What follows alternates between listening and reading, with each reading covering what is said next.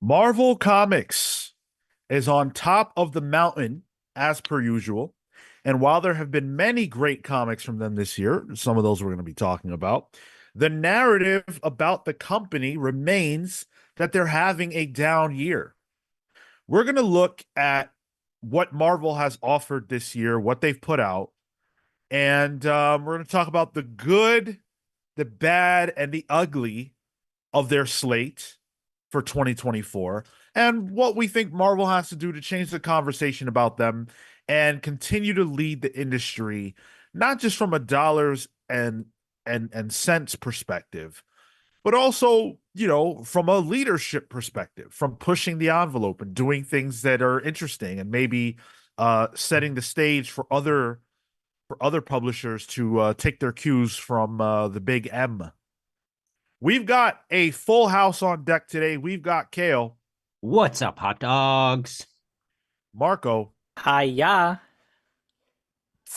oh man, Tyler. Sorry, guys. I'm just a little tired last night. I was doing a lot of kung fu training, and it's late night. Wow. And I'm Sean. Thank you guys for being here with us, whether you are live or in the future, already seeing you guys in the chat, which I appreciate. Want to see more hellos and more haze as you guys roll in. As you roll in, I did want to talk a little bit about us. I wanted to talk about us. I wanted to talk about how incredible October was. And thank you all for everything. We talked about how we were going all in October. We talked about that initiative. Marco, are you going to kiss that fucking cat? Oh, you're muted. Okay. Because he pulled up his cat and I was like, are we in for another smooch? It's ready to hear that wet mouth. No. I muted specifically this time. Smart man. We told you guys we were going to go all in October, and we asked you, essentially, will you support that? Will you support daily videos? Will you support the idea of us being more in your face? And you guys overwhelmingly said yes. You tuned in at a rate that we've never seen before, which was very encouraging, very emboldening for us. And I just really wanted to say thank you, a very heartfelt thank you, because I heard recently someone say yes to success, say yes to your audience. When they say yes to you, say yes to them. And I feel like you guys said yes to us, and you said yes to more of us. You said yes to different ideas from us, and I'm just really grateful for that. I'm looking at the numbers right now, and I can't believe it. So really appreciate y'all. Fun Amen, month. sister. Yeah, fun month. Good stuff. Busy, but it's a Yeah. good busy. You guys are so excited this morning. It's fucking crazy. I can't even believe the We'll level get of there. hype. We'll get there. We'll get there. Coffee's Code kicking in. Villain with the $2 says, "Keep up the great work, boys." Thank you so much, Code. Really appreciate that, Namaste. man. All right, let's talk about Marvel. I give up. Let's talk about Marvel Comics.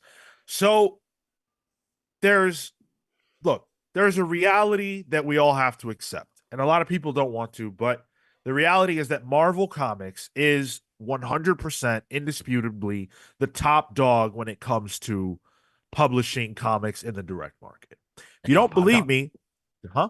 The top hot dog. Indeed. If you don't believe me, here are the facts. Here are the numbers from ICV2. Now, these were plucked by ICV2 and shared with us at their panel from New York Comic Con that Marco and I were lucky enough to attend. And in 2023, Marvel's market share was 37.8%, which is a lot. That's pretty high. Number 2 on that list was DC Comics, and they had a 24.9% market share. Now shift over, that's quarter 3 2023. Shift over to quarter 3 24, and Marvel has gained 30, they've gone up to 39.9%. DC has gone down to 20.1%, so they lost over 4%. And really, their market share was gained a little bit by Marvel, but also by Image. Image, who went up to 12.2%. The point is to illustrate that even when Marvel has had a 2-year stretch that a lot of people are not too interested in, they feel that Marvel hasn't been delivering the goods over the last 2 years. Their market share has only increased. So things are only getting better as far as the dollars are concerned. And it's interesting in light of the Skybound pieces because you would expect that might eat into both Marvel and DC, but from the numbers that we saw, it felt like it mostly ate into the DC end. So to just further, I guess, bolster the point that Marvel is even outside of being the top seller, maybe even has a way of retaining its readership more than DC does. And that might have to do with some of the Ultimate stuff. Like that coming back probably helped quite a bit. Yeah. What's the time frame for these numbers, Sean? Quarter 3, 23 to okay. quarter 4 or quarter 3, 24. All right, so before Yeah. all in absolute, where we can Yeah. maybe see an increase there. Okay. Cale? I was trying to think, are there any like outstanding miniseries or indie titles, Marvel indie titles, um that are that are that are breaching, the way Vision did, the way So you're talking about like buzz, really? yeah. Because even Yeah. like Vision was plenty of buzz around it, but it didn't really sell like crazy. I guess I'm just thinking I don't like, think so. we've got the Ultimate Universe, and that has obviously done quite a bit here. And that's not to say that, they weren't top dog as it is, but I'm just wondering if there are other things at play within what we know, is out there, maybe that we don't necessarily see because what we read on the show is kind of a limited pool. I feel like there hasn't been. At least you would expect to hear that more, or it'd be something that kind of comes to mind more immediately. And Yeah. to Code Villain's point here, right? He's like Ultimate Comics is what got me into Marvel this year. There was definitely a moment where hopping on to the bandwagon was possible, and so that probably means a new entryway into a universe, the same way that as we've been hearing on some of the reviews we've been doing for Absolute or even the All In stuff, this has been the entryway for them to that world. And so, realistically, I think it's probably that. Uh, Ultimates has been pushing this probably more than anything else. It's not even just that. There was a whole X-Men corner of the Marvel Universe relaunch this year, essentially. True. And that was coming from a time when X-Men could have been considered impenetrable because of all the backlog you'd have to read to kind of continue the Crow story. So whether or not, quality aside, it was a much more accessible time. So I can see maybe a lot more people getting into that stuff too. Yeah, and what did DC have? Night Terrors? That was last year. Time's a flat circle though. Hey, that would have been within this timeline. Night Terrors would have definitely been within this timeline. So Yeah, makes it hard, like to find your way into DC at that point in that case, and you find your way in with the Skybound stuff. So I see that. I see why the numbers are spilling out that way. yeah, especially as Tyler pointed out, this doesn't include All In Absolute. So surely the numbers would be different if we were including those things. When we look at it again in a Next year, year. It'll be a different matter. But I have in front of me every single book that Marvel is currently publishing. I have um I have a list that I put together that we are going to add to as we discuss of what I believe and what will ultimately make up the Comics Pal statement on the good, the bad, and the ugly of Marvel this year. So we're about to get into that. I really want to tackle this comment that we got from Marley Man of Storm. That's how you guys will know her. One of our patrons and a longtime listener says, I'm having surgery done on my eyes Monday. I can't wait to read comics again. I'm typing this really blurry and blind. Well, Marley, thank you so much for being here. Despite that, I'm really sorry that you've been dealing with some of those issues. You've talked about them before in our Discord, and I hope that Monday surgery changes things for you.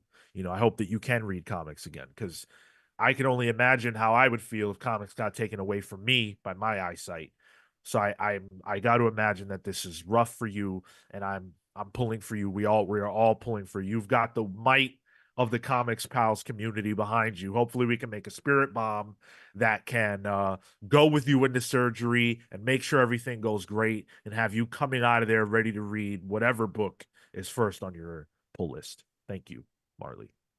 And luckily we do an audio podcast as well, so you won't have to open up YouTube and see our horrible faces with your great new eyesight, Might be a jump scare. Yeah, you're right. All right. So you guys mentioned it at the top of the list, I think, of the good of Marvel, which is where we're going to start. We'll start with the positive, is the Ultimate Universe. So it kicked off with Ultimate Invasion. I think a lot of people were lukewarm on that. That was Brian Hitch and Jonathan Hickman, but mostly that existed to just create the sandbox that would go on to spawn some really great and successful titles. Ultimate Black Panther, which is probably the one with the least buzz. It's probably the one that people are the least excited about, and probably feels the most pedestrian. But I would still say it's a solid book, and it's better than the other Black Panther book that is on. Oh shit, wait. There is no ongoing Black Panther book, Oh, right? Hmm. So I'll take it. I genuinely didn't know that. I couldn't tell if that was sarcasm or not. Unfortunately, yeah, there is no other Black Panther book, and they have been able to keep a Black Panther book on stands in a little minute. Ultimate X-Men is a book that I don't like. I don't care for it, but it belongs on this list because it's the most different of all the Ultimates books. It's got Pete Momoko's art behind it. And objectively, regardless of what I say, a lot of people are really enjoying this series. Yeah, Ultimate X-Men. I like to judge the buzz around a book by going to like League of Comic Geeks, looking at the new books that are out that week, and you can sort by most pulled because people are pulling the book in the app. And in Ultimate X-Men week, that book is within the top 3 books pulled that week. Sometimes, usually the first. yeah. Zeb Wells' Spider-Man kind of beat it this week, but that, in my eyes, is an indicator that hey, people are at least getting this. They're interested. They like it. I've pulled it since. I haven't read it since we read it on the show, but I will get to it. The last issue was pretty good too. I've actually been keeping up with that one because I felt so down when in like the first half of that it's picked up for me in the back half. So sticking through. I'm gonna see what Momoko has. You have Ultimates, which is my favorite comic right now, just in Fuego. general. Marvel, DC, Image, whatever. I think Ultimates is the best book. And it feels fresh. Obviously it's a play on the Avengers, but they're doing radical, cool things. Juan Frigeri's art has been fantastic. It's weird to see a book like this coming out of Marvel, especially right now when they seem so unwilling to take a chance. Um, the narratives that the book is playing with, they're spitting in the face of some of the people who are reading the book, and I'm here for that. They just solicited Dennis Camp talked about the introduction of Luke Cage coming up, which is going to be talking about the prison industrial complex. That's a thing of profit, which is like, oh, that's a real political commentary. When they couldn't do that in the main continuity Luke Cage book because they were too scared to 2 years ago. Yeah, something like To that. kind of take a stance or at least have a writer with a POV, where like they solicited it and they canceled it. Which is funny because that's what Luke Cage is based in. Sure, yeah. Atomic Hound says it would be interesting to look at the sales per title. What percentage of books on the ICV2 data does Marvel publish? It's easy to flood the market. Well, Hound, I have an answer for you. So In the summer of 2024, ICV2 reports that these were the top 10 titles. X-Men #1, Uncanny X-Men #1, and this is the top 10 sales periodicals, floppies. Ultimate Spider-Man 5, Ultimate Spider-Man 6, TMNT #1, Ultimates 1, Deadpool and Wolverine World War III #1, Blood Hunt 1, Ultimate Spider-Man 7, and Doom 1. No DC titles in that list. Only one non-Marvel, that being TMNT. That was for a given month, or what was the That time was frame? that was the summer. Summer, So okay. I believe at the press event, it was said that summer extends to May. That's kind of when the summer kicks off in comics from Free Comic Book Day forward. So that's the timeline that we're working with Do to you August. do you have the concurrent number of actual comics that Marvel's putting out compared to the other? I guess compared to DC, like in terms of number of titles. I mean, no, I have all the titles that Marvel's publishing, but I don't Okay. have it in comparison to the other publishers. Yeah, I think what Hal was wondering is like, are they just putting out more books? Well, I mean, but that aside, right? The people who are picking up, like, let's say those were the 10 books that they were putting out, right? The volume of sales associated to Marvel books is still higher. So much so that DC does not enter the top 10. So I think, regardless of the total volume, the percentage share of the top 10 books is higher anyway. So yeah, you're getting more. People are going and gravitating to those books more so from a pure sales and volume perspective. I would say though, a lot of those books, maybe all, were #1s. So that's gonna pop. And Sure. but I don't think DC was putting any out because they're planning for All In at that point. So And I I think mean, we can make any excuse we want. This is not atypical.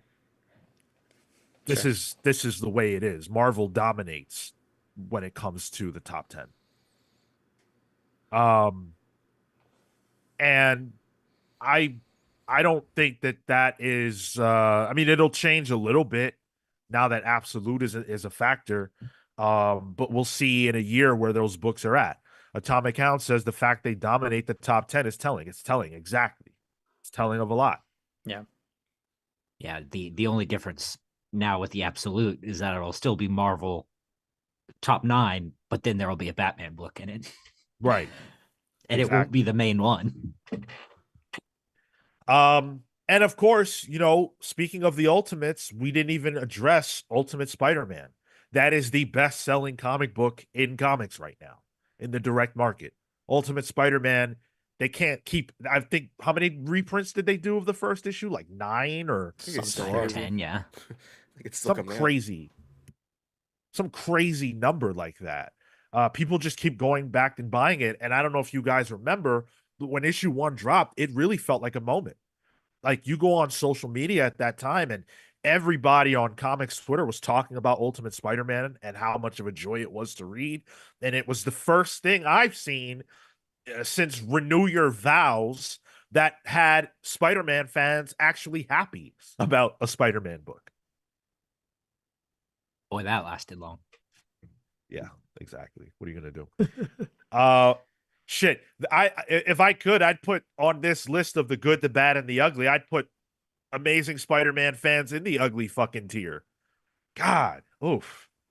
Reviewing ASM 60 was so annoying only because I'm saying, hey guys, I really love this. And chat's like, Cap. Sean loves everything. That's Yeah. a lie. It's like, all right. That I was believe my you. that was my favorite thing I've ever heard. Sean, this dude loves everything. Can't trust it. Sorry. Fake It's Comics all. Pals fan there. That's a fake TCP fan. It's a shorter list of things he does like, let me tell you. Well, that's not true. I'm not a hater. I love a lot of things. I love a lot of things. You said on the show you're a hater. No, I didn't. I said I'm not a hater. I'm not a hater, but if you think that all I do is love things, that's a red flag. And you clearly don't listen to the show. But you know, on the subject on the subject, because to me, I would put Amazing Spider-Man in the good pile of Marvel's 2024. But I've been thinking about this question for the last 2 days. Between the four of us, have we ever had an argument or a heated discussion about a comic book off air? Do we talk about comic books off air? We do. No. Yeah, we try to like not waste the energy, like waste the discussion for the show. No. Yeah, not really. Yeah, no. Not even in the old days. I don't Outside of think. like maybe when we used to decide the book clubs, but they're never heated. It's like, well, this is why we can't do this. It's more logistical. Yeah. Yeah. Yeah. I say that to say that you would imagine that the four of us, given what we choose to do with our lives, would be, at each other's throats over our opinions about comics. But the second this microphone is off, I don't give a fuck. I'm not Yeah. going to sit and argue with Tyler about Wonder Woman.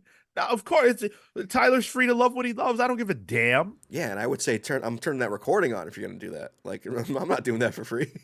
Right. Right. There's no point. I don't care. It's great. It's beautiful. We come and talk about comics because that's what you guys want to hear us do, and that's the show. But past that, I mean, come on. You know what? C.W. Gordon brings up a great point. Yep. Spawn. Hey, maybe we need to. Maybe it's time to revisit and have a different kind of mindset for Spawn. I'll say it wasn't like a heated fist fight of an argument, but Tyler came in strong and the three of us went against him stronger and he still won. Because we just really wanted Tyler to be on the show. But now that Tyler's been here it for was a early while, on. You had to kiss a bit of ass. I recognize where I was. Yeah. now if we really want Spawn, we can get Spawn. And honestly, it's been long enough where I forget the people that hurt me, so I could probably read it again. All right. So, okay, the Ultimates we established that's going fantastically. I don't think there's anybody who would argue with that. Sales agree with that. Word of mouth agrees with that. These are probably pound for pound the best books that Marvel is publishing. If you are going by like the idea of a corner or a section of Marvel in comparison with like the Spider-Man corner or the X-Line or whatever, I think Ultimates is the best corner of Marvel right now. I'm with you. I still think about that book. Like, I know you say we might necessarily not talk about books outside of the show, but I'm thinking about them constantly, and that's one of the ones that pops up. Ultimates, just like what they're doing. Yeah, easy. Yeah, exactly. So, there's more. There is more good to talk about, and I'm gonna name names. I'm gonna name a name. I'm gonna name the name of Al Ewing. Oh. Because let's not forget, this year, Al Ewing dropped Immortal Thor, which has been fantastic. X-Men Red ended this year, if I remember correctly.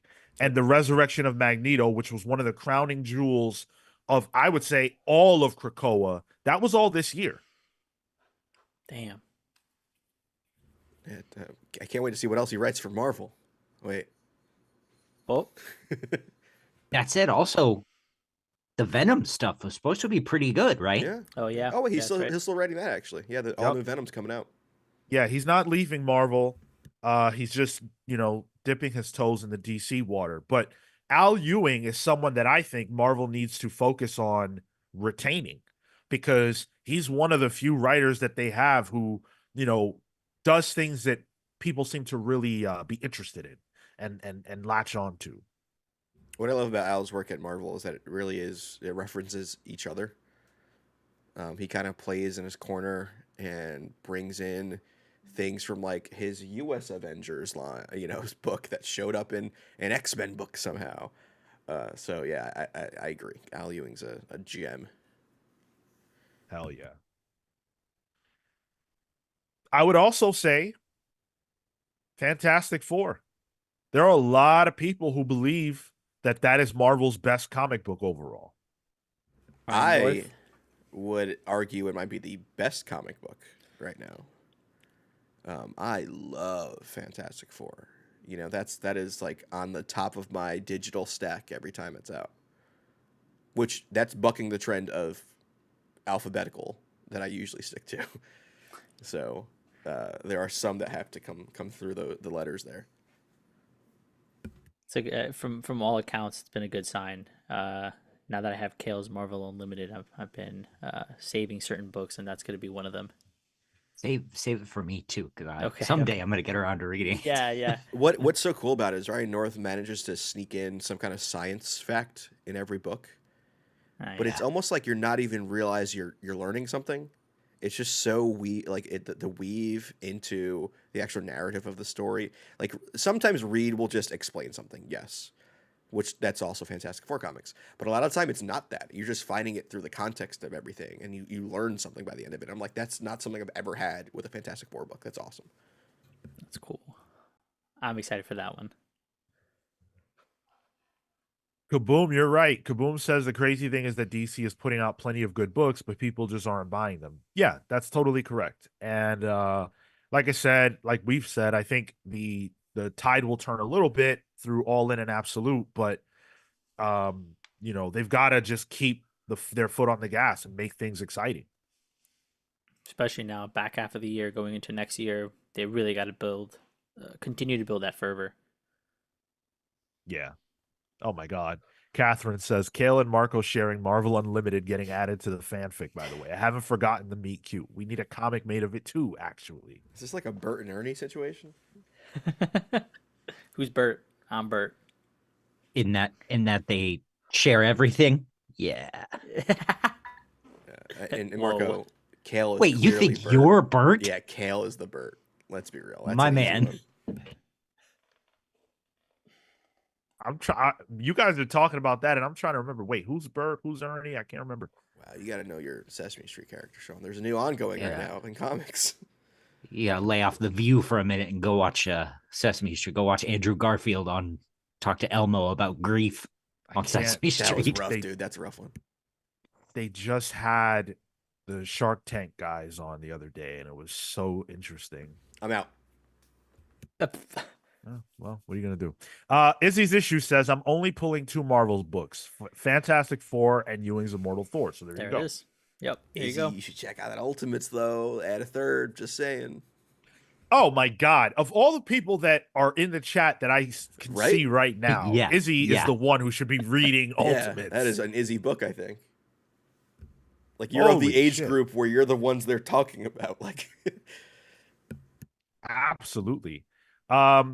And Cole says, who is actually reading Venom War Love Al, but nobody is talking about it. Flo Dameron of the Bada Boom podcast says, I don't know who lied to y'all. Venom is not great. Well, I can't speak to the quality of Venom War, but I read every issue of Al's Venom up until it was a little after Rom V left the series, and I loved every bit of it. I thought it was fantastic, one of the shining stars of Marvel.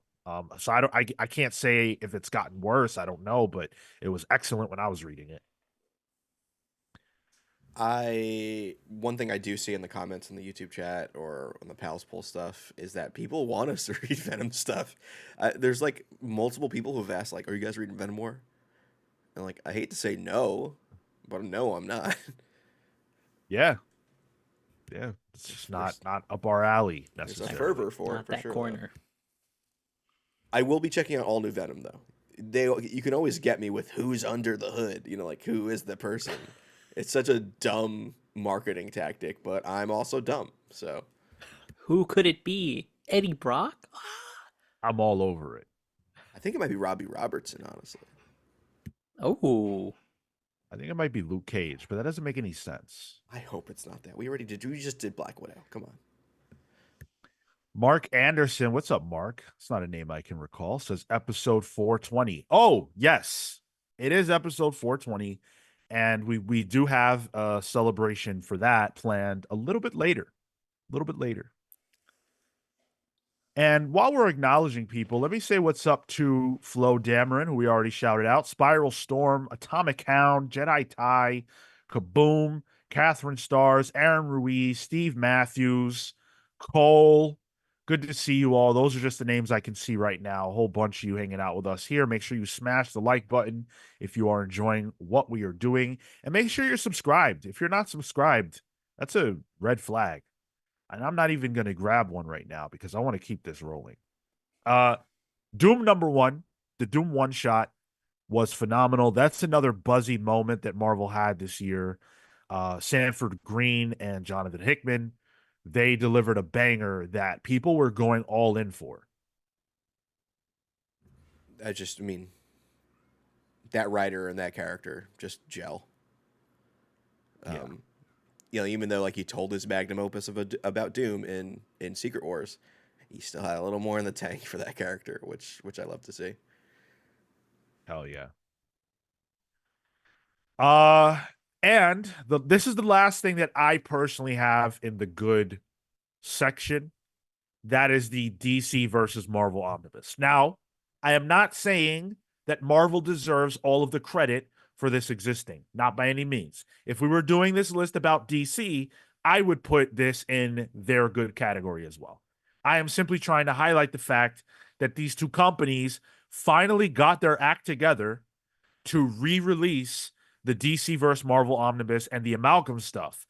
Unfortunately, it took George Perez's passing for these two companies to decide to work together, but the reality is that we're finally getting it, and I think that's a beautiful thing. So many people in our community have been showing off the fact that they got theirs or they ordered theirs or whatever, and that's great for the industry. So kudos to Marvel and DC for making that happen. Do more. Agreed. Do you guys think they should do more, as in do more collaborations? Oh no. Oh, Yeah. Do more reprints. Do more, stuff that is forbidden or whatever because of their stupid rivalry. Reprint the Well, sacred text. Would Marvel want that? Like, I feel like from a sales perspective, I don't give a shit. But I feel like it's gonna feel like DC's trying to like hang their hat on Marvel to a degree. Like try to get a little more integrated there. Is it called Marvel versus DC or DC versus Marvel? Who got top billing? DC versus Marvel. Yeah, alphabetical. Oh, sure. That's what DC said, right? Yeah, alphabetical. It has to be. Yeah. Yeah. Go ahead. I was gonna say I have no real interest in those omnibuy. I got the trade, the Avengers versus Justice League trade. That I did grab when that first came out. But like I don't know. It doesn't really appeal to me. I don't know why. I don't have an excuse for that. Same. Of a time, maybe. So it's of a time, and then also like you have to kind of like the idea of seeing superheroes fight. And it's inconsequential storytelling. So The amalgam stuff is more interesting to me. I get that. Yeah, that I get. vote in the poll that we just put up. Have you enjoyed Marvel or DC more this year? Only two options. Make sure you guys get your vote on. Do you guys have anything else you want to add to the good section of Marvel this year? Yeah, I want to talk about Jed McKay's finale to his Doctor Strange run. Jed McKay's Doctor Strange was fantastic. Probably one of my favorite Doctor Strange runs in a long time, which is saying something because there's some really good runs out there. Jason Aaron, Donny Cates, but McKay kind of had this take on it where it's really a Clea and Doctor Strange team-up book where they're both pretty much the doctors. And it dealt with Strange like Strange fucks up a lot, and Clea's there to kind of like be with him and support him and tell him when he's wrong. And I just really like that dynamic. I just thought it was a really good book. Yes, it ended during Blood Hunt, which, sure. But all in all, I think that actual run is fantastic. Spiral Storm shouts out Rainbow Rolls She-Hulk. Another great book, yeah. Okay. That book made Jack of Hearts relevant again, which is cool. Still waiting for Hasbro to put out a... Relevant? Yeah. I don't know about Come on. relevant. Well, okay.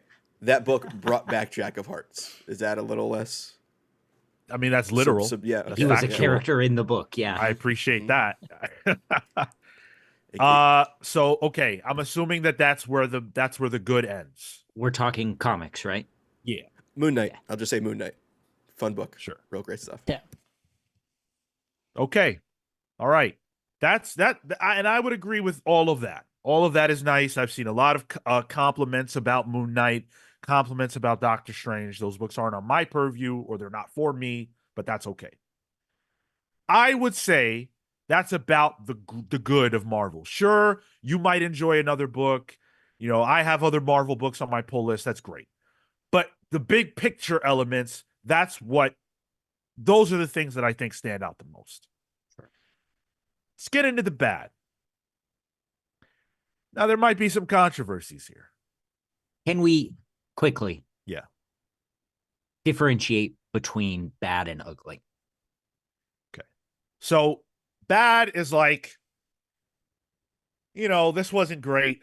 This is this was annoying. This was unfortunate. This didn't light us on fire the way it needed to. This didn't get done what it needed to do, but it's not the end of the world. It's like, okay, maybe it's a mixed bag or we can overlook this, that kind of stuff. Oh, okay. Gang Sort of, war. sort of a medium level. And Exactly. and ugly is Gotcha. unforgivable. Yeah. The war crimes of yeah. comics. Yes. Okay. To me. Great. All right, we're having a little Geneva Convention over here. Let's go. And I think there might be some controversies there as well, but Love it. so of the bad up front, I have the Avengers. I had to do it. The Okay. book that Yeah. you just started picking All up right. again? Yes, but I am now dropping again because that last issue was not it. Was it the Doom one? Yes. Mm. It wasn't it. Why the fuck is Doom telling me the pros and cons of every member of the Avengers? Like, it's like Jed McKay cannot avoid a breakdown of characters in his issues. Like, what is that? Is that was it like the thing at the end of Spider-Man? Yes. Yes. Oh, I But it don't was think like that it was snapshots of each Avenger and him giving his little thoughts on them. I don't like that one bit. I I think liked I it. think it worked really well for Spider-Man because it showed us who, Joe Kelly thinks Spider-Man is and why he picked him for this mission. But he talks about all the other Avengers in that short. Yeah. I don't need a whole issue of that. Fuck that. Well, the issue was mostly about like are the Avengers worth it? Because they're not actually fixing things; they're only being reactive. Okay, so was it about his mission or whatever that he's sending Spider-Man on? It's not about the mission, but I'm just trying to highlight the fact that why the fuck do we need a breakdown of these Avengers? This is issue 19. I see. Yeah. Okay. So I feel like this isn't where the Avengers need to be coming off of Jason Aaron. Jason Aaron's run was not celebrated. That would be not in the good tier if we were discussing it right now. And they're going from that to another Avengers run that, even if you kind of like it, definitely isn't lighting the world on fire. And I feel like they need a big swing with the Avengers right now. To me, Marvel goes where the Avengers, the X-Men, and Spider-Man go. And arguably, all three of those are not in the best spot. I think the last time I really enjoyed Avengers is when they were split with the new Avengers and an Avengers. And I almost want that again, having almost two separate Avengers teams with ideologically opposing ideas of what Avengers should be. Like, they're still good and they're not necessarily fighting each other. But like one of my favorite parts of the Jed McKay run is actually during Blood Hunt, where like a whole different Avengers team shows up to just do like on the boots grunt work. It's like Steve, Captain America, it's Kate Bishop, it's Hercules, Quicksilver, and they're like just doing Avengers level cleanup. And I was like, man, this is real good shit. And I kind of want like two Avengers teams really to kind of like balance that. I feel like when you have one Avengers team where it's literally gods on Earth, you run into a power level scaling issue. And then you can't really do classic Avengers villains because they're just not strong enough. I don't know. Thor's been an Avenger forever. they've had great runs with him on the team. I think they can get it done. Hickman's run had every god. It had Hyperion. It had Thor. It was crazy. It's just not landing, man. Yeah, I feel like the biggest critique we lobbed at it was how separate the team felt and disparate it was. So if that's continued, Well, within itself, too. right? Like, they were physically spread out. So why are we calling this a team booklet? I wish. I have no idea. So I also include X-Men from the Ashes in this. Now I know that, and this is where the controversy comes in. In some ways, that's throwing the baby out with the bathwater, right? The bat, right? I forgot where we were.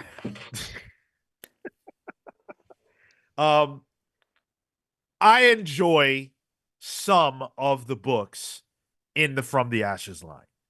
I think there are some standouts. Uncanny X-Men being one of them. I think that book is great. But on the whole, it just doesn't feel like those books are exciting. They don't feel too interesting, and they're not terribly engaging. And they feel disparate. They don't feel like they're telling the same story. And that's not going to be for everybody. Some people prefer that. That's fine. But for me, I really wish there was at least a little more cohesiveness. I'm sure every one of us has books from that line that we are enjoying, but here's the list. This is the list. All right. There are currently, so these are the ongoings: X-Men, Phoenix, NYX, X-Force, Avengers. They're counting Avengers. That's probably unfair. I won't count it. Uncanny X-Men, X-Factor, Exceptional X-Men, Wolverine, Storm, Psylocke, Laura McKinney Wolverine, and Magic. That is 12 announced Jesus. ongoing series for the X line. All of the, besides Wolverine, all the solos are women. Yeah. Yeah. Oh, there's a problem right there. Oh no, Feminism. woke because woke. I think to that, I feel like maybe three books are even things that I'm reading or interested in. Uncanny for sure, Exceptional, and then uh Storm. Did you counted the Sentinels in that? Oh, see? So there are the one shots, or rather, I'm sorry, the limited series as well. Limited series are Dazzler, Sentinels, and Mystique. Right. Okay. Because Sentinels was cool. Yeah, it was good as shit. Yeah. Yeah. Yeah. Here's my issue with From the Ashes is that I am enjoying a lot of these solo books. I like Phoenix actually. The Dazzler stuff's really fun. I finally got to Mystique. I actually really like that as well. Storm, I think we like as we read these issues, we're like, well, that's pretty good. But because X-Men is such a family and it's such a property and a section of the Marvel Universe that should exist within each other and talk to each other, that even though we have Uncanny and X-Men, everything feels, like Sean said, disparate. Where we were so taught that mutantdom is a family with the Krakoan Age, to completely go the whole opposite direction has felt like whiplash, and it's not making me care about X-Men as X-Men. Sure, I enjoy these solo books, but they're not X-Men books, if that makes sense. They're And like that's the where my individual issue heroes. is. Yeah, because what I love about X-Men is I love loving the X-Men section of the Marvel Universe. How do you square that if Storm is an X person, but you're saying it feels more like a Storm book than it does a consequence of her being a mutant? You just said it. Oh, okay, well, Yeah. there you go. Yeah, she is a mutant and she's Storm, but she's not an X-Men really in the book. And in the book, the text of the book talks about how she's trying to, embark on her own journey outside of it and make decisions that they might necessarily not make. Lean into the superhero stuff, Yeah, as opposed to the X-Men stuff. There's a bit of a homogenization of these characters as superheroes, capital S, that is worrying for something I really care about as a conjoined effort. And it's also a bit like, I can see why they're doing it. Like, Kevin Feige's not coming on the show to talk about it, but come on, let's be real. Well, to what Tyler is saying, we do know about the fact that Kevin Feige is in charge of all of Marvel now. And we're going to talk a little bit more about that later on. My biggest issue is probably, well, it's twofold. On the one hand, I think that there are way too many books. And even if I was enjoying the majority of them, that would still be true. 12 ongoings is a ton. In a year from now, it's more than likely that half or more of these will not any longer be on the stands. But to me, that reflects an issue. That's not a positive thing. That's a negative thing. Yeah, like if it's not a mini, why are you greenlighting something that might not have life after the initial story? Or give the universe, this part of the universe, a chance to breathe, like set its foundation with X-Men, with Uncanny, with X-Force, right? Get it, let it get its footing, and then decide whether or not it makes sense to expand. And you can throw in additional titles with, limited series. I think that still makes sense. But for out the gate over the course of X-Men coming out in July, and then the next the Storm coming out in October, that's only 3 months to have 10 titles. So that just feels like too much too quickly, uh, especially since we are still coming down from the Krakoan era. I've seen Tom Brevoort say that the strategy was deliberately widespread and that they don't expect you to read everything, and they kind of want you to pick what you like. Pick which characters you like, which team you're most interested in, and follow that trail. And that's okay. But I think that in comics, when Marvel already publishes more books than any other publisher, and the X-Men are a team, they are considered a team. It's a team group. I don't necessarily care to read books about the individual team members. And if you're going to splinter your sales because you're saying, all right, Storm is not a part of the X-Men anymore, but we are going to have there be a Storm series. Now, if that Storm series sells poorly and it ends up getting canceled, that looks bad for Storm, and it sort of pulls some steam off of her. But it's like, isn't the X-Men series weakened by the fact that they don't have Storm? They can't use her, but her book is failing. That doesn't help anybody. Figure drawing also asks a great question related to what you just laid out, Sean. Is it good from a creatives are getting work scenario? And my answer to that is like yes, in the short term, but in the case of the Storm book, and that's not to say that this book is failing by any means. I don't know the metrics, but for the sake of the example, if the Storm book flops, does that creative team get more work? Yeah. And if it's so widespread that maybe that book isn't getting the sales because realistically it's too expensive to buy more outside of the core titles, then is it even a fair comparison, a fair attribution of that writer and that artist to their talents? That's exactly what I'm saying. Yeah.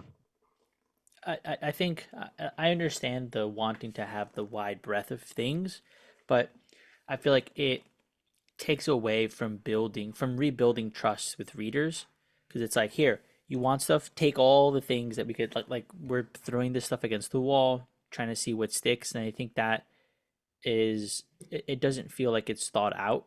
It feels like we're just going to give you a nice spread. If you like something, then maybe you'll stick around, as opposed to giving us a reason to stick around to the things that Marvel's telling us should matter or care. Like if we have such a plate of things to choose, a la carte books, to me that feels like, well, none of these ultimately really matter. It's just to kind of give you guys stuff to chew on. I think the other issue is reader wallets. Like, if you have this many X-Men books, like, people are struggling to pay for comics as is.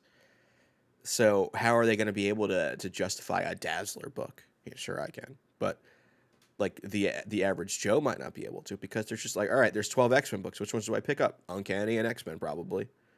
You know, and having to spread that is, I don't know, tricky.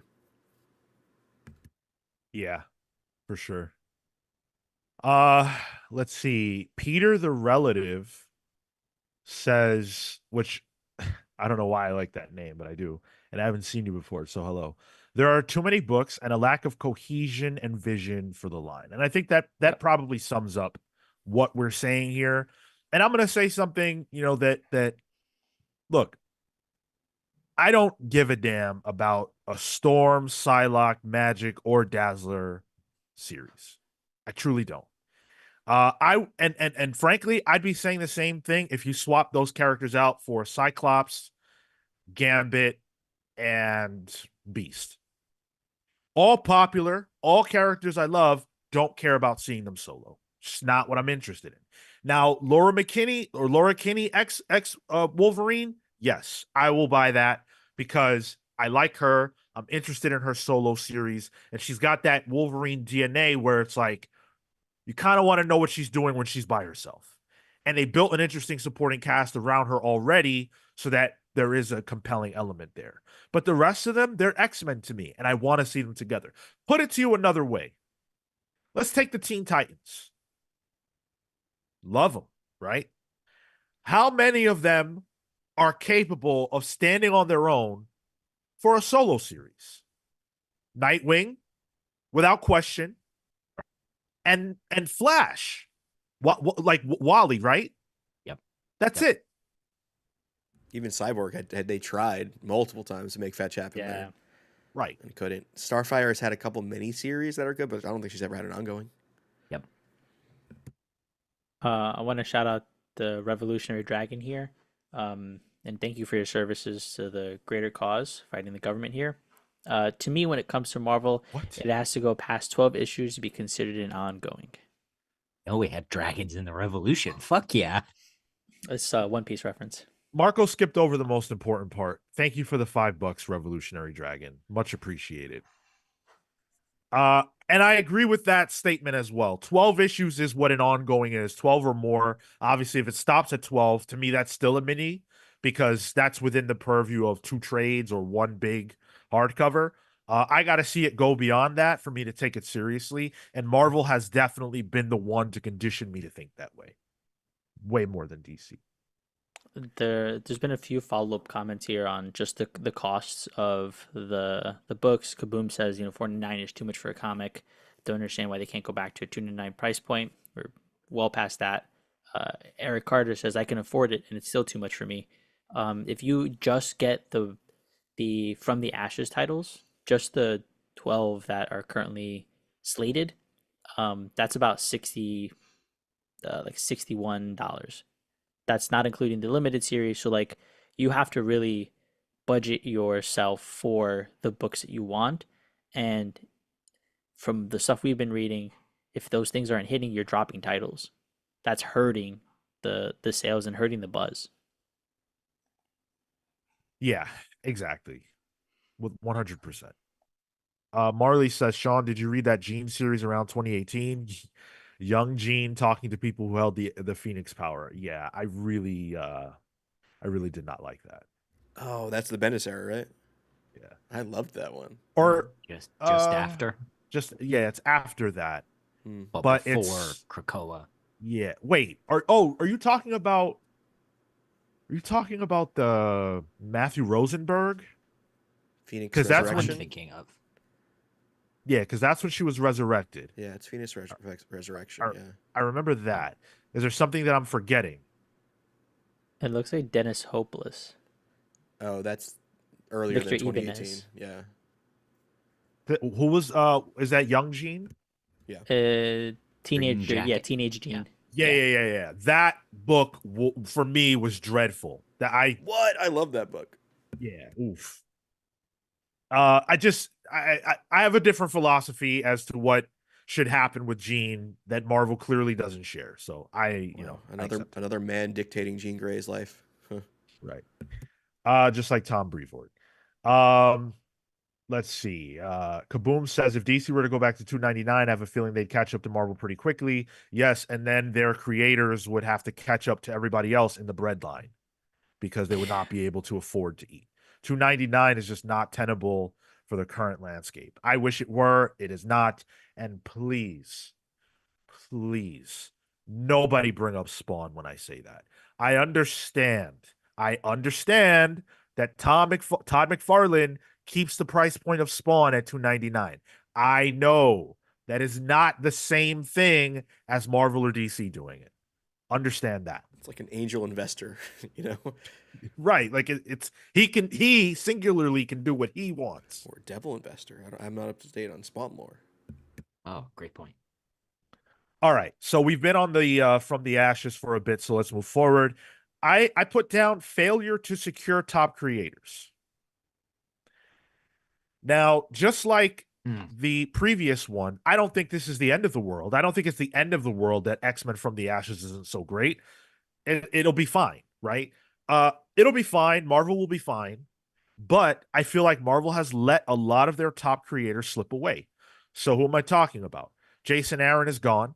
Yes, he'll pop in for a Marvel thing. He's doing Namor right now. But his exclusive ended, and Marvel could not retain him. Yeah. I wonder if we should reword this to be maybe Marvel can't retain top creators. I would say both. They haven't secured him either. They got Greg Capullo, but Snyder went back to DC and they didn't pull anybody else exciting into the fold. I also don't think they care to. I agree with that. Yeah. But I still look at that as a failure. Oh, I agree. Sure. I agree. Yeah, I think it's they're much more interested on the character right now than the creative, which is smart for them in terms of like a business standpoint of things. They've been snubbed so many times with their top creators. You know, like They've been snubbed. Yeah, the business, the person Right. that is a business got snubbed. But like they like the architect's time. All those people are pretty much gone, you know, for various different reasons. So maybe Marvel realized, I don't know, as a business, let's put emphasis on the characters rather than the people creating the books. I disagree with it, but I can see the trajectory of how they've gotten here.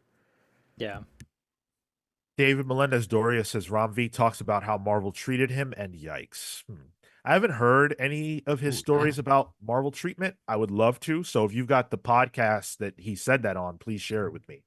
We should get him on here to say that stuff. On this Marvel podcast? Come on. That's probably why he didn't say those things when we had him on. He's afraid to.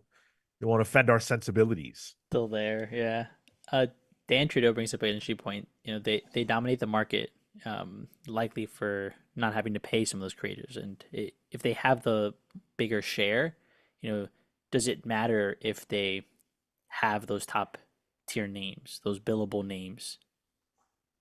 If you're already at the top, why would you try to be more at the top? You know, you just coast at that point. It's senioritis.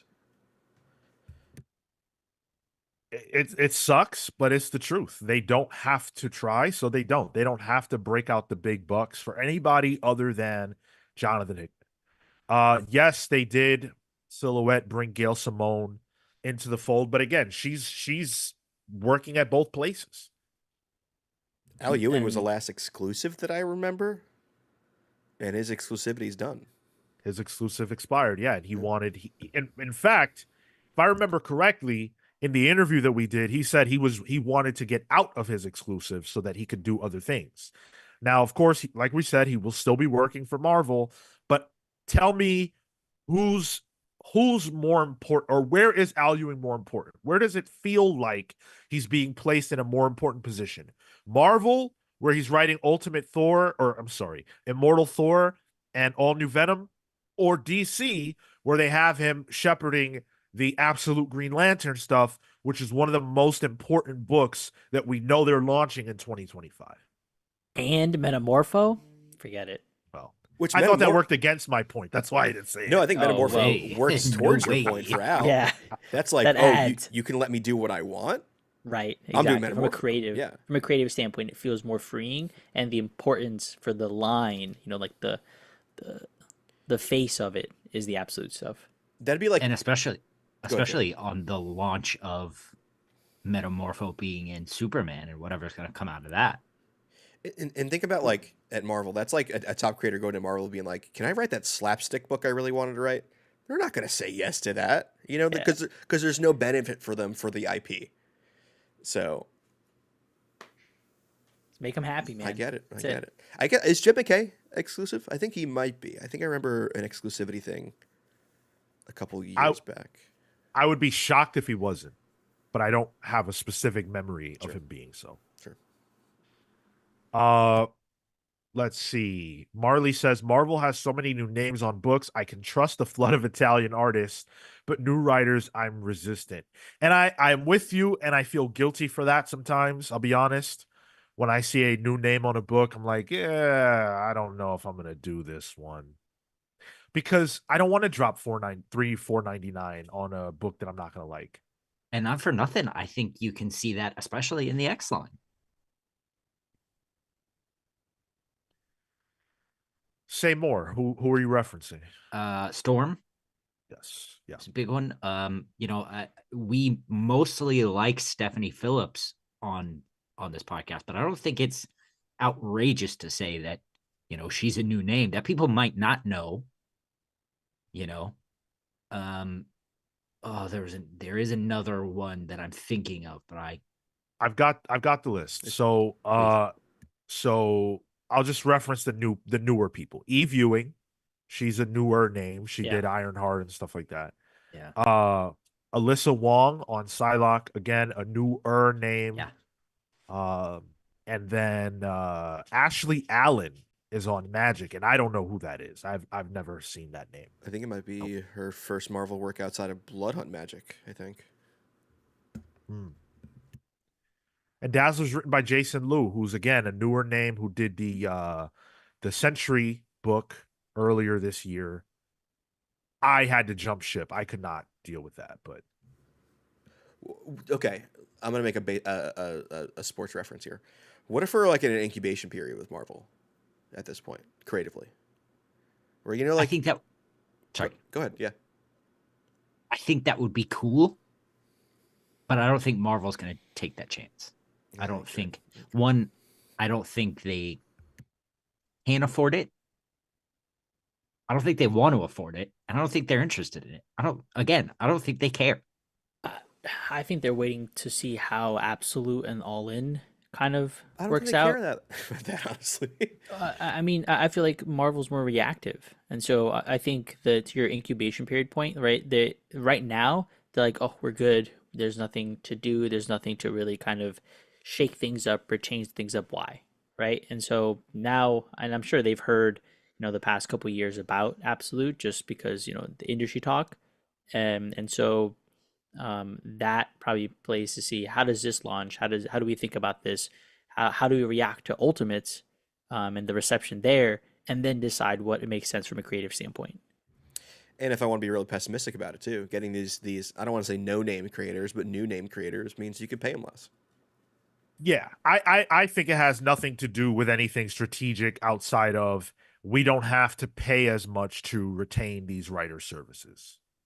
And I think for certain writers like a Stephanie Phillips, maybe they're also providing the opportunity to get her to become a bigger player. For some of these creators, I would only imagine that yes, you're getting them at a lesser rate, but you can also help to grow them to some degree. I think that's on the creator. That's not on Marvel. You said you can help. Marvel ain't helping nobody don't do give a nothing. They shit. don't give a damn about that. Like I'm sure like I love Dennis Camp and I love Ultimates, but like before that he didn't have much. Like he's not, like Ultimates is helping him get there. They could probably give him lower page rates. It just so happens to be he's a great creator. Yeah, I think they come to you when they happen across your book and somebody likes it, and then you know, they put you on a mini series. If it flops, you're done. And to the Dennis Camp point, they didn't lock him up. He's doing Ultimates. This is obviously phenomenal. You know that. You know he's a new name that is sort of buzzing. 20th Century Men has been a book that people have been talking about for a minute. You don't lock that up. You don't put a ring on it. Triggered. Can't afford it. Don't want to afford it. I'm sure they could if they wanted to. That's Yeah. like Dennis Camp isn't Scott Snyder. Like, okay, fine. They don't want to pull up the Brinks truck for Scott Snyder. Got it. Dennis Camp. They're paying Hickman. Disney has so much money, Marco. Like when I look at like the theme park side of stuff of Disney, I'm like, oh no, they have money. But Disney's not Marvel Comics, Yeah. though. Sure. But like, yeah, But okay. I There's think money that there. also goes to that point. The money ain't going to comics. It isn't. Yeah. It isn't going to comics, and we should all know and understand that, and never talk about Papa Disney when we're talking about Baby Marvel. But Baby Marvel can afford Dennis Camp, and they just don't want to. Yep. Dan says an unproven creator on a proven Marvel IP still generates revenue. Again, it's hard to argue from a business standpoint. There's no doubt about it. There's no doubt about it. Yeah.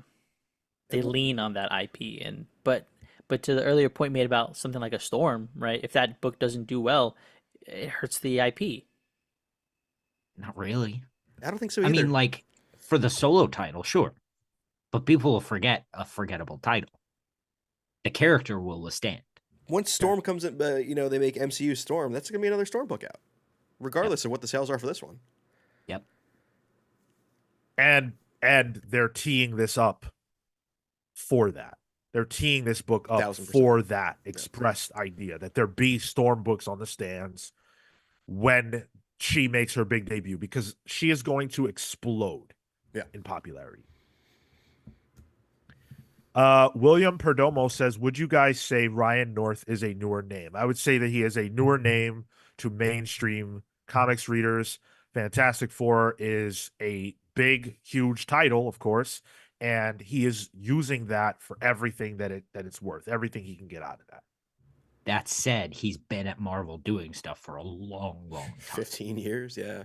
Yeah, this is I don't think it's unreasonable to say this is his first big shot at a big title. Yeah. He's a Squirrel Girl guy, right? Yeah. Yep. Yeah, that's right. That's what I remember him from. Which went on for a while. Like I don't think in the year 2024 a Squirrel Girl comic goes on for that long. No, but it was also like was the good. people who loved that book and showed up for it. Steve Matthews says maybe Camp didn't want an exclusive contract. The creators do have agency in this. Technically, that is possible, but why would a guy who's never, I don't mean this literally, but why would a guy who's never made $1 in comics say no to an exclusive contract where they're going to be getting paid a decent amount to work consistently? I haven't asked Dennis Camp, so I don't know if he was offered and turned it down. But I struggle to believe that would be the case, especially when we have seen Marvel lose so many creators to DC over the last decade. And I think we're talking about something that probably didn't even happen. Like I don't think Marvel's asking for exclusivity. Yeah. So it's a nothing burger. Yeah.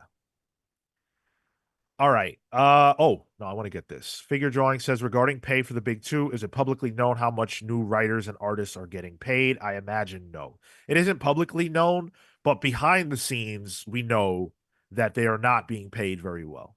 You can use your context clues by just looking at the landscape over the last decade, but we've also had the opportunity to hear from creators who have said this.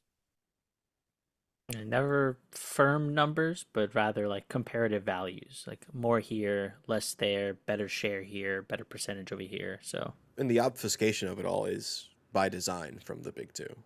Right. Yep. No doubt. I would bet that's part of a contract. Yeah. Yeah. You don't want to scare people away, right? They have this tremendous opportunity, and they look at the paycheck and they go, "That worth it?" Well, not only that, like they're probably not really encouraged to say their exact numbers or what their page rates are. Oh, sure, yeah. Yeah. Yeah. It's an extension of the idea that in real life people don't talk about their money. People very, very rarely want to discuss their financials, and it's the same in comics. It's just how it is. Just how it is. Well, Go and ahead. the reward is getting to write the guy in red pajamas. Pajama Sam? Where's pajamas red?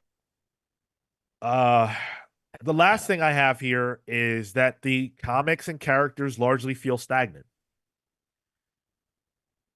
What do I mean? Let's take Fantastic Four, a book that people adore. I adore it. I think it's fantastic. It feels like the characters are running in place. The stories are great, but they're not necessarily going anywhere. And I think you can say that for a ton of the books that Marvel is publishing right now. The whole sandbox feels small and it feels siloed and it feels like these characters aren't progressing anywhere. What is the landscape post Bloodhunt? Well, Doctor Doom's going to take over. All right, I'm into that. When? Where are the books? Yeah. I do feel like there's a lot less crossover. And I don't mean like crossover events. I mean like Spider-Man running down the street and bumping into Daredevil. Cohesion. Yeah, yeah. Yeah, it's a good point, Sean. It's almost like everyone's in their own Wakanda. Yeah. Somehow, Daredevil is carved out Hell's Kitchen just for himself. Well, and it's funny, like the only title where something like that is happening really is like Miles Morales, where he's interacting and learning from, you know, um, other characters in the universe. Yeah, and Cole says you can say that about ASM stagnant AF. As a lover of Amazing Spider-Man, I certainly agree. I don't think that Amazing Spider-Man uh was like a ton of progression for the character throughout this run. I certainly don't say that. Yeah, you just said it with Fantastic Four, like a great book, but they're just in the same place in the middle of like the country. They're not even in New York right now. Dude, even Gang War felt like, it was Yeah. going to bring this whole change, and these organizations were going to be taking over different parts of the city, and at the end, fucking still Tombstone. Well, think about what is it, Devil's Reign? Yeah. Like that felt like Civil War 3, but at the same time, like nothing really reverberated. Didn't Like, do you stretch guys out. remember Kingpin was the mayor and superheroes were illegal? Where was Yes. that? Actually, there was too much of that. Okay, that's triggering in my opinion. Nothing feels like it's leading toward anything. Like the books aren't having a greater world conversation. Even the Blood Hunt, I don't know if we're going to talk about Blood Hunt at all, but like even that, yeah, was like, all right, break the glass, the vampire glass, and all of a Yeah. sudden this happens. Like, sure, it was seeded in like Jed McKay's Doctor Strange and his Moon Knight, but in terms of like the Marvel universe proper, it was like, bam, vampires. Here you go. Which is like cool.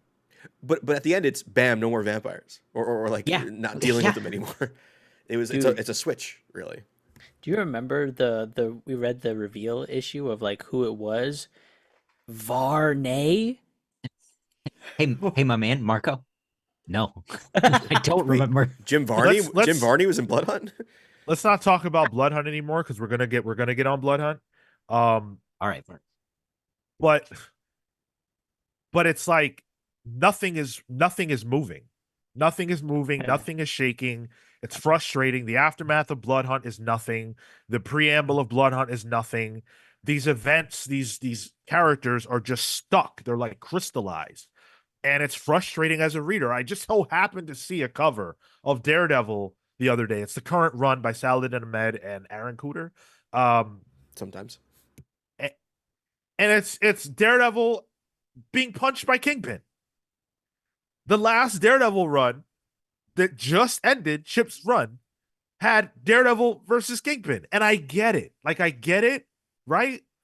But when the run just ended and you're 14 issues into the new one and Kingpin is already back, like, yo, can we do something else? But that's the end. It's gonna end at issue 15, and then we're gonna relaunch with the new number one, and then 14 issues down the road, Kingpin got to come back.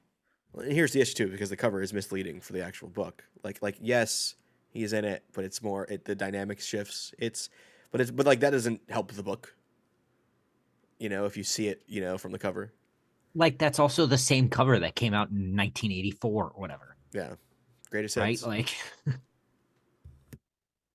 It's just frustrating. It's frustrating. And, for me, coming from the era, which I think all of us except Marco started reading Marvel, the mid 2000s era, where it felt like there was so much movement and so much, like, compare JMS, compare his Amazing Spider-Man to the current one. Quality aside, put aside what you think about it. Just talk about what happened. So this is my memory. Green Goblin has kids with Gwen Stacy. Whoa, crazy.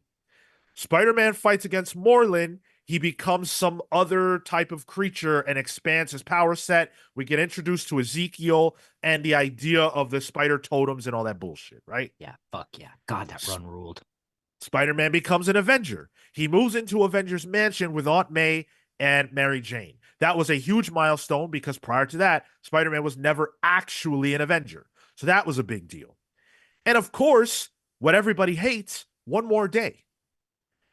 But I just listed off like 6 different things that happened during that run that were all major things that matter. Yeah. Compare that to now. You didn't even hit them all. Sure. Probably didn't. And I think Slot's run did it too, but like that was what, 3 runs ago, 4 runs ago. You're still talking about a decade prior. Yeah. Yeah. And that's kind of where it feels like this change happened, around within the last decade specifically. The last great thing that happened in Spider-Man was Superior. I contend that Secret Empire changed everything. Yeah. I truly believe that. That is my conspiracy theory. In terms That of the Secret backlash of all of it made it too scary to make changes happen. The backlash was so brutal that Marvel just pulled all the way back and said, okay, we're whitewashing all this shit. We're sanitizing everything. And I also feel like they're too preoccupied with, and this was kind of a benefit to the end of Zeb Wells' run, but they're too preoccupied of putting the toys back in their boxes after the run. Yeah, I It mean used to that's be like exemplified with the X-Men stuff, right? Yeah. Hoxpox was that revolutionary piece, and then I think, to use the Secret Empire example, maybe too radical a direction, plus it was incomplete, then it got picked up to get finished off by the creators. You know what? Too much. Let's bring it back to what you're saying, Tyler, about putting them back in the box. Dwight Baldwin with the 499 says, do you guys think Marvel has too many OP characters? To me, Thor, Phoenix, Hulk, and Storm seem too OP. Not enough villains to give drama and adversity. Thanks, Dwight. My answer is no. I don't think that they have too many OP characters. I think that all the characters that you listed have been at Marvel, for many decades. And in prior years, they had no issue throwing compelling threats in their way. It's tough to come up with a threat for the Phoenix because the Phoenix was not intended to be good. The Phoenix was intended to be bad. So the X-Men, right, were the good guys, and the Phoenix is their antagonist. The Phoenix as a good guy doesn't work. That's why I don't like the current Phoenix. That's exactly why. But people love the Phoenix so much, we got to have the Phoenix around. Right. How are we going to have the Phoenix around if she's murdering planets? And I also argue just come up with credible threats. Like Gore was created for Thor. Great character. Like villains are, I don't say easier to create, but you can do a one and done villain story. So I think in terms of like being OP, you can put them up to obstacles. You can depower them in a sense, or put them in situations where the conflict isn't necessarily power based. It could be more emotional based. There are ways around it. I don't think that's really an issue at Marvel. Yeah, even now with Thor, right? The old gods are something that's looming. So that's that in and of itself, and those first couple issues, fire. We've still got the poll up. I want to get some more responses to this. Have you enjoyed Marvel or DC more this year? I mean, this poll is leaning way DC heavy, but we haven't gotten everybody that's here right now, almost 100 of you to vote. So make sure you guys cast your vote. If you haven't, smash the like button as well. Subscribe to the channel if you're not. All those things help us out a ton. They're DC heavy on a Marvel podcast? It's crazy, right? Huh. Imagine you send a follow up being like, "What do you buy more?" And it's Marvel, even though they're enjoying DC. It's comics fans in a Wouldn't doubt nutshell. that. I would not doubt Yeah, that. bro, I don't think. Yeah. Can you put up a second poll on top of that poll? Because I think that's exactly what you would find. All right.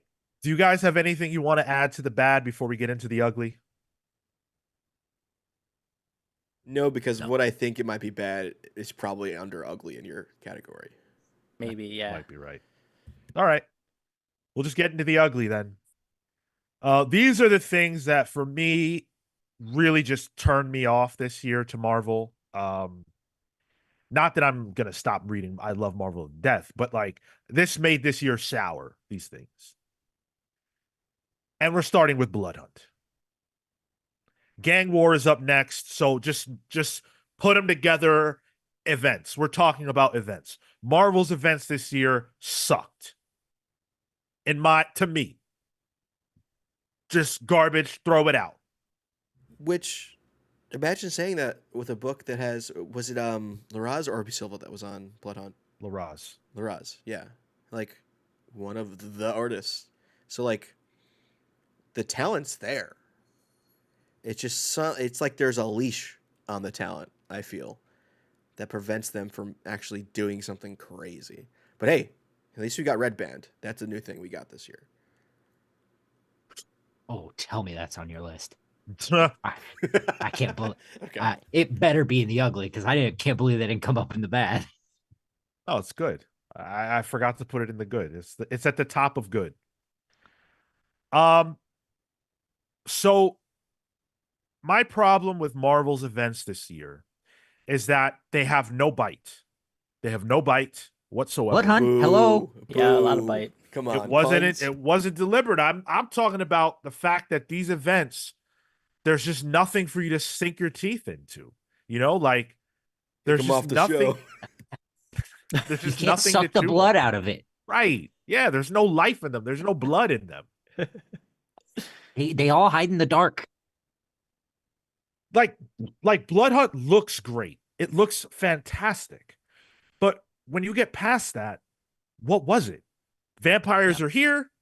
They beat up the Avengers for a little bit. They kill an insane amount of people. That's never addressed. And then they're gone. It felt like an arc of Avengers. And if it was an arc of Avengers, It'd be a good I arc. would say, oh, you know what? Okay. That was decent. It was this could have been an email of events. It literally could have been a 3-issue arc. Yeah. 100%. In a singular title, right? It was not necessary to bleed into other stuff. Well, Oh my and God. yeah, I mean, I would even give it a 6-issue arc of Avengers. Like, that's already worldwide. And you cut out all the tie-ins and the Miles Morales of it all. Like a 6-issue mini where they can do, the stuff they want to do without having to cross over the entire universe. Like that makes perfect sense. You know No what the crosses, problem Cale. with that concept, Cale, is that if you did what you just said, that would be the first arc of Avengers that we already got. Yeah. Make that the first arc. Yeah, You know if this what? was an arc of Avengers, I'd probably come up to bat for it. But at this point, I don't know. And it was just weird because like there's a Blade book that just came out prior to this that you would think would tie in pretty nicely to this. It doesn't even tie in, which only proves that maybe this was designed as an Come on. Avengers arc. Wasn't Blade bad in it too? Like, wasn't he the antagonist? At the very end, at the very end, Right. he makes he takes on the soul of a demon or some shit like that. But it's its own thing. Mm. And that's what I was frustrated by, because I read the Blade and I was like, all right, shit, this will lead in beautifully, and it just doesn't. Like it's just weird. Um CW Gordon makes a great point. Blade and Hulk were literally about ancient evils resurfacing. And you know what? I'll count Immortal Thor in that too. Uh, yeah, and Blood Hunt ignored all of it. Yep. 100%. Didn't we have like a free comic book day Blood Hunt that has like, oh, here's Spider-Man and the Fantastic Four in it, and they don't really factor into the main event. They have crossovers, sure, in their own books that are inconsequential. I said this at the time. You have an event where Doctor Doom is going to be coming out of that the main villain of Marvel, and the Fantastic Four are not in it at all. That's crazy. It's a Jed McKay universe book. That's all it is. It's Moon Knight, Doctor Strange, Avengers. Yeah. Why make it an event? Just make it a crossover at that point. Spiral Storm says, when you said a lot was killed, you mean heroes? I don't care to be spoiled. No, I mean civs, regular people. The, Yeah. the regular people of Marvel are shown being eaten alive throughout that entire book. And then on top of that, if you consider all the people who were turned into vampires, who were absolutely eviscerated by the Avengers, the body count is higher than any other event they've ever published. It's a couple 9/11s in that book in terms of that. Like it's, but hey, who cares, right? Forget it. Silhouette says most events should be self-contained in one title. Let's get the War World Saga types of big stories. I think there's a lot of advantage to keeping those things consolidated into a story like that. PKJ has been really good at doing that kind of stuff.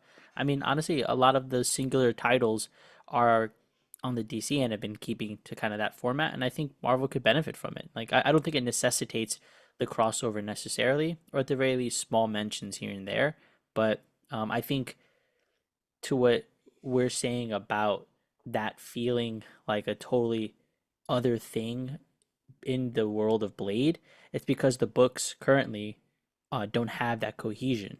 And so when you do introduce a crossover event, it feels like it comes out of the blue because why else would they be interacting if previously we haven't been? Yeah. And just the need to have to put on an event is tiresome at this point. Yeah. Because it almost feels like this might have just been Jed McKay doing his thing, and they're like, "Well, we need an event. Who's got a big story that we can force the other books to tie into?" And let me tell you, vampires. I am a big fan of the concept of events. I think they make a lot of financial sense. I think they're fun and exciting. But, in a year where we got absolute power, which definitely wasn't the best, but I had a lot of fun with it. Um, it just sucks that Marvel couldn't deliver anything remotely close to that. Say what you will about absolute power, but at least it had some heart to it. It had heroes fighting for something that we had been watching unfold for years. There was build. Yeah, and then they had great moments that happened in other books. Sure. It had But, I different mean, problems. Absolute Power, different yeah, problems. But I yeah. did enjoy But Absolute Power more. at least it made the tie-ins worth reading. Sure. Dan Mora, though, definitely helps. Yeah. Well, Pepper LaRose is no slouch. Uh, Cole says War World Saga alone is more issues than most Marvel ongoings. Yeah, I mean, but War World Saga that's not an event. Right? Like that's not what we consider an event. It's not a crossover. It's a story, it's a story within the Action Comics comic. And that's great, but that's not what this is about. Uh I just think that there needs to be more long-term planning at Marvel, like in general. And when you do that, that will reflect in your events. What I Go think ahead. I think too, just back on that heart comment, I think that's something that DC is just better at doing. You know, we haven't had an event that felt like it had heart in the way that like made us care about it and care about the world and the universe going forward at Marvel probably since Civil War.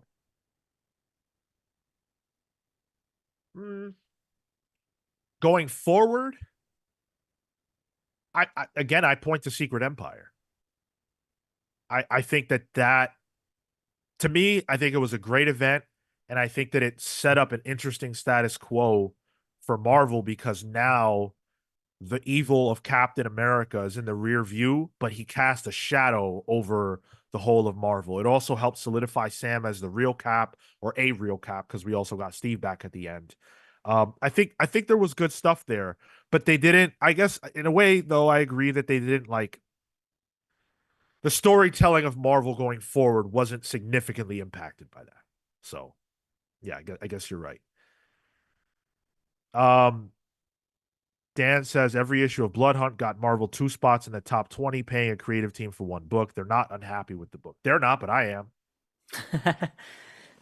The bottom I don't care dollar. what Marvel's happy with. We're talking about us right now. We already know that Marvel will continue to sell no matter what. Said it at the top. I feel like I say it every time we talk about Marvel. That's not in question here. Marvel will sell. Doesn't mean I have to be happy about it. Cale, you're muted. Cale, you're muted. That's such a good one-liner. Sean's the one buying it. He's not going to be happy about it, but he's going to be the one buying it. Damn right. So you're like, Marvel fans could just buy books regardless of the quality. They're locked in. I can. Can whatever they do. Oh man! Now we're gonna get the Amazing Spider-Man fans in our pocket in our comments now saying it's counter to that argument. I mean, Blood Hunt. Look, I'll buy any event. I'm not skipping an event. You know, I don't really care if I'm dreading it or not. I'm just buying it because that's just what I do. Marvel cuck too. I get it. Another sin in the ugly tab is the price of comics. It's too damn high. It's not just a Marvel problem, but they are definitely the ones who push the industry forward when it comes to price. I'm not making that up. Look at history. Marvel are always the first ones to raise the price, and then everybody else follows suit. That is why DC saying we're holding the line at $2.99 was significant. Make no mistake, that was a shot at Marvel.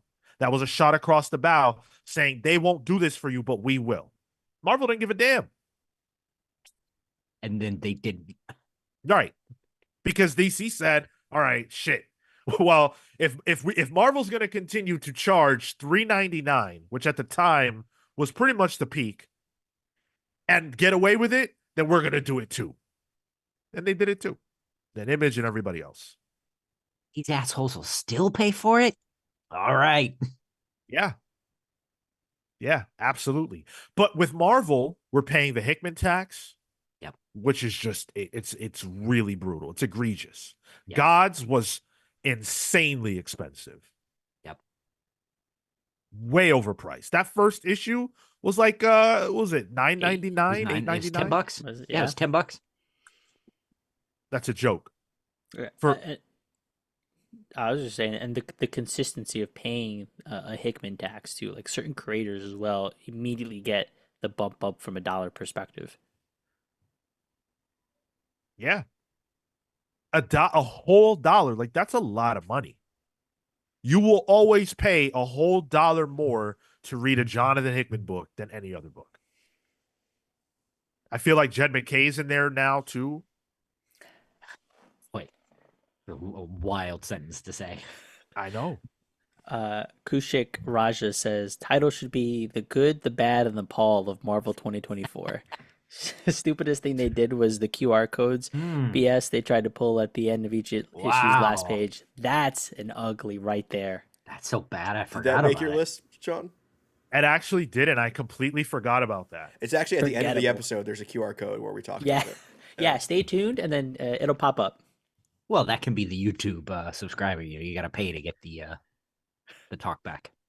What where would you guys put the QR codes? It's not going to be in the good. So where would it be? The bad or the ugly?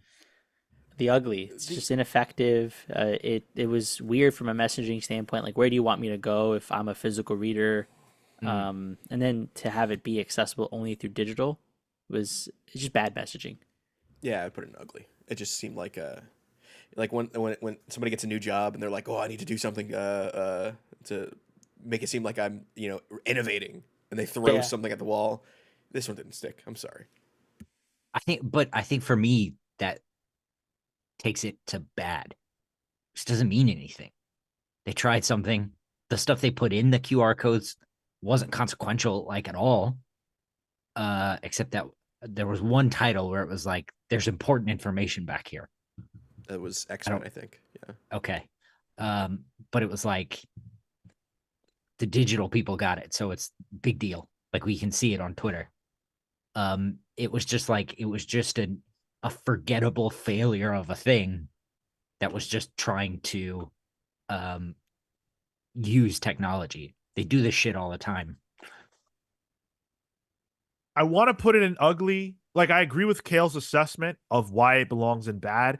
The only reason why I want to put it in ugly is because the narrative around that was so bad, and like people couldn't stop talking about it. If you look at what we have in the bad so far, I feel like these are things that people aren't really discussing, whereas people were discussing and disgusted by the QR codes. Overreacting. Yeah, I do agree it was a bit of an overreaction. I also have, and this ties into price, but I've got Red Band on here. Ugly? Sorry? An ugly? Yes. Buddy, that's a sandwich you made yourself.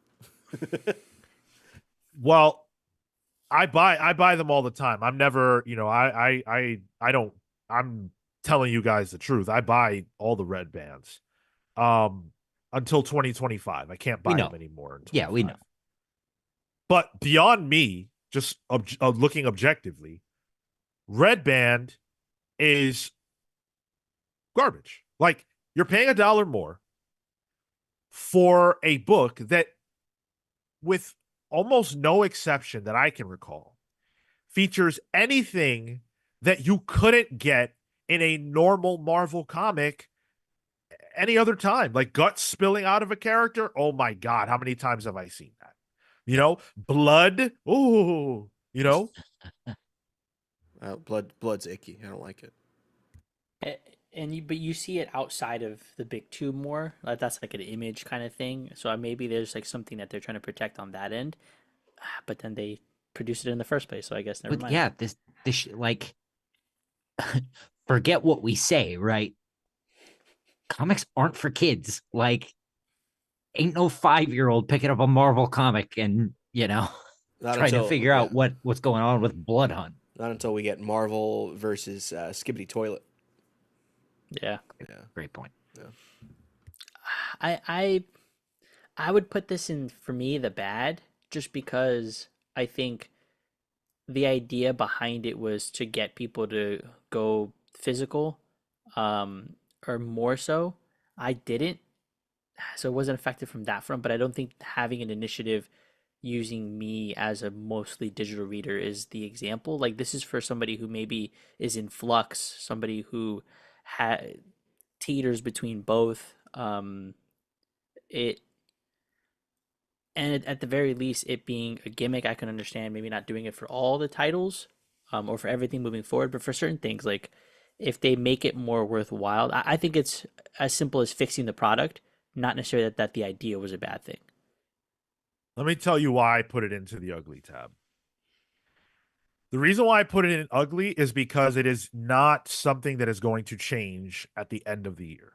It is not an experiment that they're pulling away from. We already know there will be more Red Band coming in 2025. So as long as it persists, and as long as they don't care to add genuine value, like one page of difference does not make it worth $1. So if that's the trajectory of Red Band going forward, then it's literally just a scheme. a way to take an extra dollar from you. And they'll get it from me every time until the end of this year. But after that, no more. And I encourage everybody not to buy red band editions of comics. Blood Hunt 1 was like I was like, okay, this is kind of neat. But since then, it's been downhill. I think they should go the route that the band Kiss went to back in Marvel Comics. When the Kiss comic came out, I believe it was from Marvel, they actually put their blood into the ink that made the physical Right. books. That's right. What? Yeah. We need a real red right. band there. That's what I want. Yeah. I want Jed McKay's life essence inside my comic for $1 more. It's literal blood, sweat, and tears. Yeah, Hey, my man, dude's a comic creator. That's what's in it. probably there. Yeah.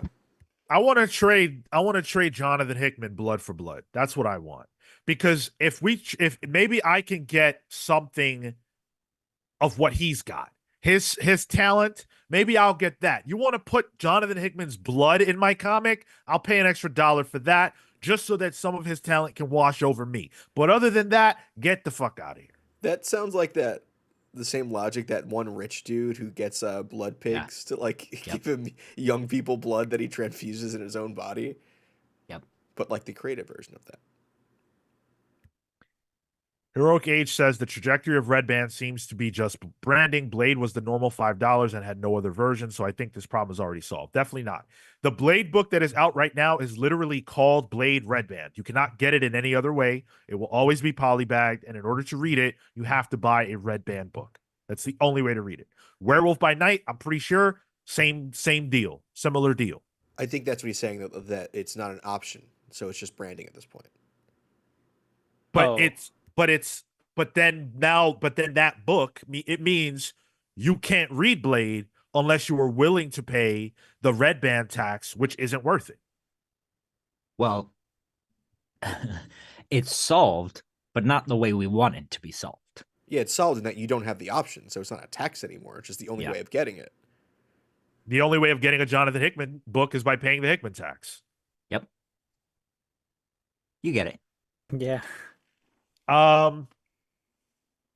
Yeah, so for me, Red Band, throw it in the trash. And then the last one I have is the end of Krakoa. Oof. This year of Krakoa books was brutal. It was brutal. No matter how you slice it, no matter what you think the reasoning was, whatever your excuse is, it wasn't great. A lot of very talented people worked on the last year's worth of Krakoan comics. And somehow they managed to deliver an ending that borders on embarrassing. I appreciate what they attempted. I respect everybody involved, but it was a dud. It was a dud. And I don't know any other way around it. Rise and fall of X, whatever. Holy shit. We were excited for the end. We were like hopeful. Put this hobbled horse out of his misery and shoot it out back. They let that boy suffer. I've been going back through Pals polls from the beginning of the year, and our opinions of these books continue to degrade after every issue. Yeah, it got to a point where we were like, do we even keep going? Like, it was like we're only doing it because it's almost we can see the end. It was a disaster. The conversation around the X-Men at the time, and I'm thinking about March, I'm thinking about April, I'm thinking about May, was brutal. And that sucks because at that same exact time, Marvel was delivered a fucking gem, a heap of diamonds right at their front door that they had to do absolutely nothing to earn. And that was X-Men 97. Just imagine if the X-Men comics being published at the time were actually good. It was the best of times and it was the worst of times if you were an X-Men fan. Yeah, From the Ashes wasn't, Rise and Fall wasn't great. I don't really want to put it on the creatives because there was a huge editorial stink on it that the parachute was maybe pulled real close to the real close to maybe a little too late, so things crashed at the end. Because the attempts were made, but yeah, it really felt like all right, we're just making a hard right at a certain point. It was abominable. I'm glad the era's over. Unfortunately, I'm not enamored with what we got in the aftermath, but boy, oh boy. Okay, question: are you preferring what is happening on From the Ashes right now, or Rise and Fall? Oh, I mean, Jesus Wow. Christ. If it's between what's happening now and Rise and Fall, I'm going with what's happening now. Sure. Okay. Boy, I think I'd go the other way. Because at least I was interested. Go listen to those episodes. No, you weren't. Well, but I guess I'm not interested either way. Is You were angry. you know, with oh well, listen, that's not been angry for 10 years. That's not gonna change with an X-Men title. I know that. There was an endpoint that we were shooting to, right? And that's what I was like. Yes, I was angry and I was upset about what was happening and getting there, but we had that endpoint in sight, so there was hope. Now we're just falling off a cliff. We fell off the cliff with the fall of X stuff, man. That was the cliff. I have two words for you, Cal. Mr. Sinister. And his sins. Okay. All right. Hold on. Was that this year? Because No, I Sins of think that was Sinister was last year. Sins of Sinister 2023. was last year. Yeah. okay, You got because reverb from it though. I was about to blow my stack if that was this year. Not Sean Stack, but no, this year was, Rise and Fall, which had Sinister in it, the different variations of Sinister that exist post Sins of Sinister. Yeah. CW Gordon does make a good point. I take Mr. Sinister over the 3K group. Do you know that I haven't seen any publication or podcast point that out other than me? That it's fucking called 3K? It's a mutant hate group called 3K? Like 3 carats, as in rich people, right? Like the 1%. Wow, how hard did you have to work for that? Fuck. That was Huh? I'm not reading into 3K at all. Cole says Jordan D. White didn't know how to manage the line. There's a reason he got demoted from managing the entire X-Men line to now being a Venom editor. I don't know, man. I don't know. I'm not going to get on here and pretend to understand what happened. I don't know who's to blame. I'm waiting for, someone, for Jordan maybe, to write a tell-all book. I don't want to blame anybody specifically. I'll just say Marvel. And switching, also, I feel like switching to become different editors, I don't think is necessarily like demotion. Like you're being shuffled around an organization, right? Like your services are needed elsewhere now. Yeah, and to be fair, look at how many Venom books are out right now. Like the amount of many Venom miniseries is probably close to what X-Men has at this point. Well, I mean that's insane. But they just did an event. So I don't yeah, okay, you went down a peg from X-Men, no doubt about it, but they clearly care a lot about Venom as well. And I think he's on Hulk, and so I feel like that's fine. well, and also it's say what you want about not pointing the finger at any person.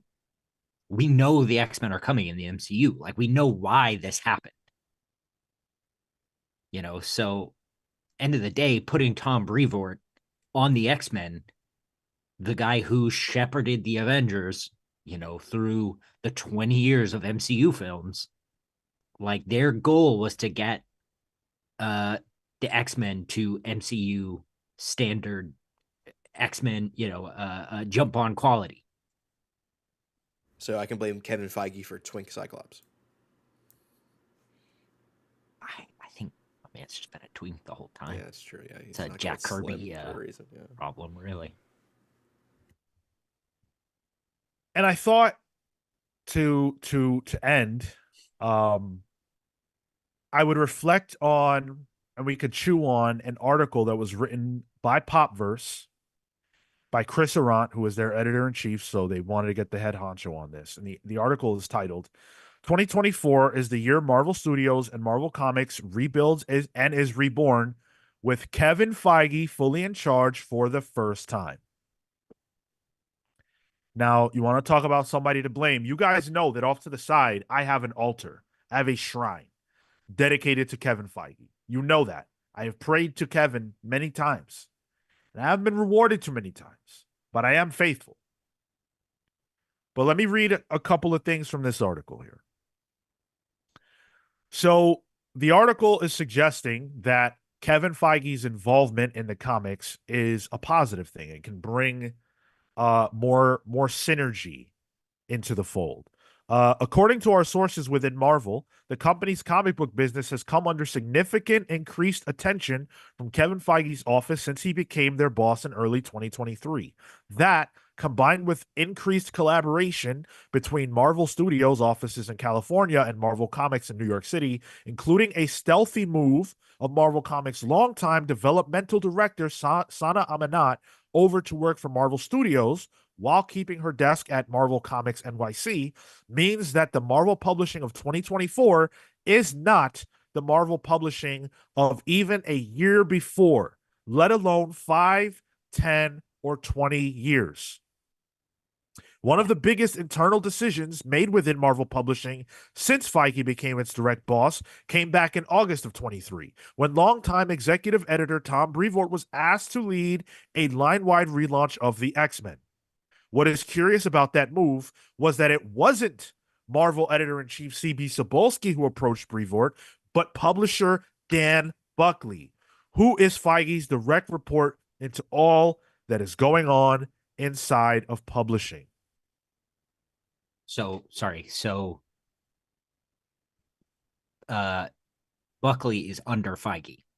Yes. So Okay. so Yeah. so the tier list is Feige, Buckley, C.B. Cebulski, Tom Brevoort. Because Buckley also manages the IP for like children's books and everything. It's really more about the character. Yeah. He is I believe his official title is president, I believe, of Marvel Comics. He reports directly to Kevin Feige. What Popverse is pointing out, without judgment, but pointing out nonetheless, is that Dan Buckley was skipped. He skipped CB, who was the editor-in-chief, and went directly to Tom and asked him to do this. Who did that come from? Came from Feige. The man with the hat. Exactly. Yeah. So Dan is the president of Marvel Entertainment, and CB Cebulski is the editor-in-chief of the Marvel Comics. So he will liaise directly with anything that is integration beyond comics. Which is why the X-Men line currently From the Ashes has an IP stink on it. Yep. Because that's exactly what it is. Yep. It's to have these books out for when the movies are out, so people can go back into the stores, into a Barnes & Noble, be like, oh, here's Storm. I can pull out a Storm book. If anything, this should be an indication of what characters we're going to get in the MCU at this point. I think it is. Yeah. Yeah. Which means magic is Absolutely. coming to the MCU, and I'm so hyped. Okay. Irrelevant. Hell yeah. I think as we go forward, they're gonna refine it more. You know, polish the edges off, and you know, and we'll be back to true basics. Blue Spaceman says Hickman once said the comics should be ahead of the movies, not the other way around, and he is right. Certainly. And to take that idea, this is the comics being ahead of the movies. And I think that's a problem. I kind of want them to be on separate tracks. Maybe that's me personally, but that's how I feel. I don't give a damn about teeing up the X-Men in comics for the films. I get why Marvel does, but I don't feel like it has to be 1-to-1. especially not when you look at some of the biggest successes that we have ever seen. Look at The Dark Knight. What was happening in the comics at the same time that movie was coming out? Batman RIP, which was an impenetrable comic that you couldn't read if you weren't reading the rest of what was going on. And at the end, the motherfucker died. And I use quotation marks. How is that teeing it up? That has nothing to do with The Dark Knight. Marvel gave that a shot with Multiverse of Madness. Killed Doctor Strange off right when his movie was out. Oh, they do it all the time. Yeah, they did love to do constantly. it. Yeah. They love to do it. But it feels like these characters can't be allowed to do anything that would stray them too far away from where their MCU counterparts might be. And that's not okay. So, in terms of the comics, is the catalyst for this new era that Chris Arant is kind of positing, is it the death of Miss Marvel? That's what I was thinking. Like, that's the more direct integration of, hey, this needs to happen directly from the show into the line. And that I thought was painfully felt. Which is funny because they didn't change her power set in the comics. Well, but I think the notion, right? The notion of mutantdom, all that kind of stuff is It was the lead prepare- into you're- From the Ashes. Yeah. right. Yeah, you're supposed to, I think, maybe find Miss Marvel, and I think what's also happening is they're learning, they're taking the wrong learning. They think that the lesson here is we should be able to integrate both and have that continuity between the films, the MCU, and the comics, because that's going to filter into it, or one's going to filter into the other. We know that comic book fans are already activated for comic book movies, so that's not a necessity. And we also know that the people who watch the films aren't going to come and read the comics. So keeping it separate shouldn't matter, in the same way that keeping it together probably shouldn't matter, but that in turn does harm, at least to the way that people want to see the characters. And so I think they're working from the films, from the MCU down into comics, and that's distilling and hurting the direction of the line, or the potential for creativity within the comics line. And it's only gonna be affected one way. That's Right. that's the other issue that I have. Yeah. It's only going to be affected one way. Only the comics can be damaged by that. And I'll be as graceful toward Marvel as possible. Maybe the idea is, hey, if the comics and movies have more synergy, that will get more people in the door for our movies, and then get them in the door for our comics. And hopefully that will increase sales. I'm willing to give them that grace. But if that's the idea, put a fucking trailer for the books in the trailer sheet before the movie rolls, man. Or after. Hey, did you like that movie? Check out these comics. They already have us on the hook for these post-credit scenes. Would it be that hard? QR code.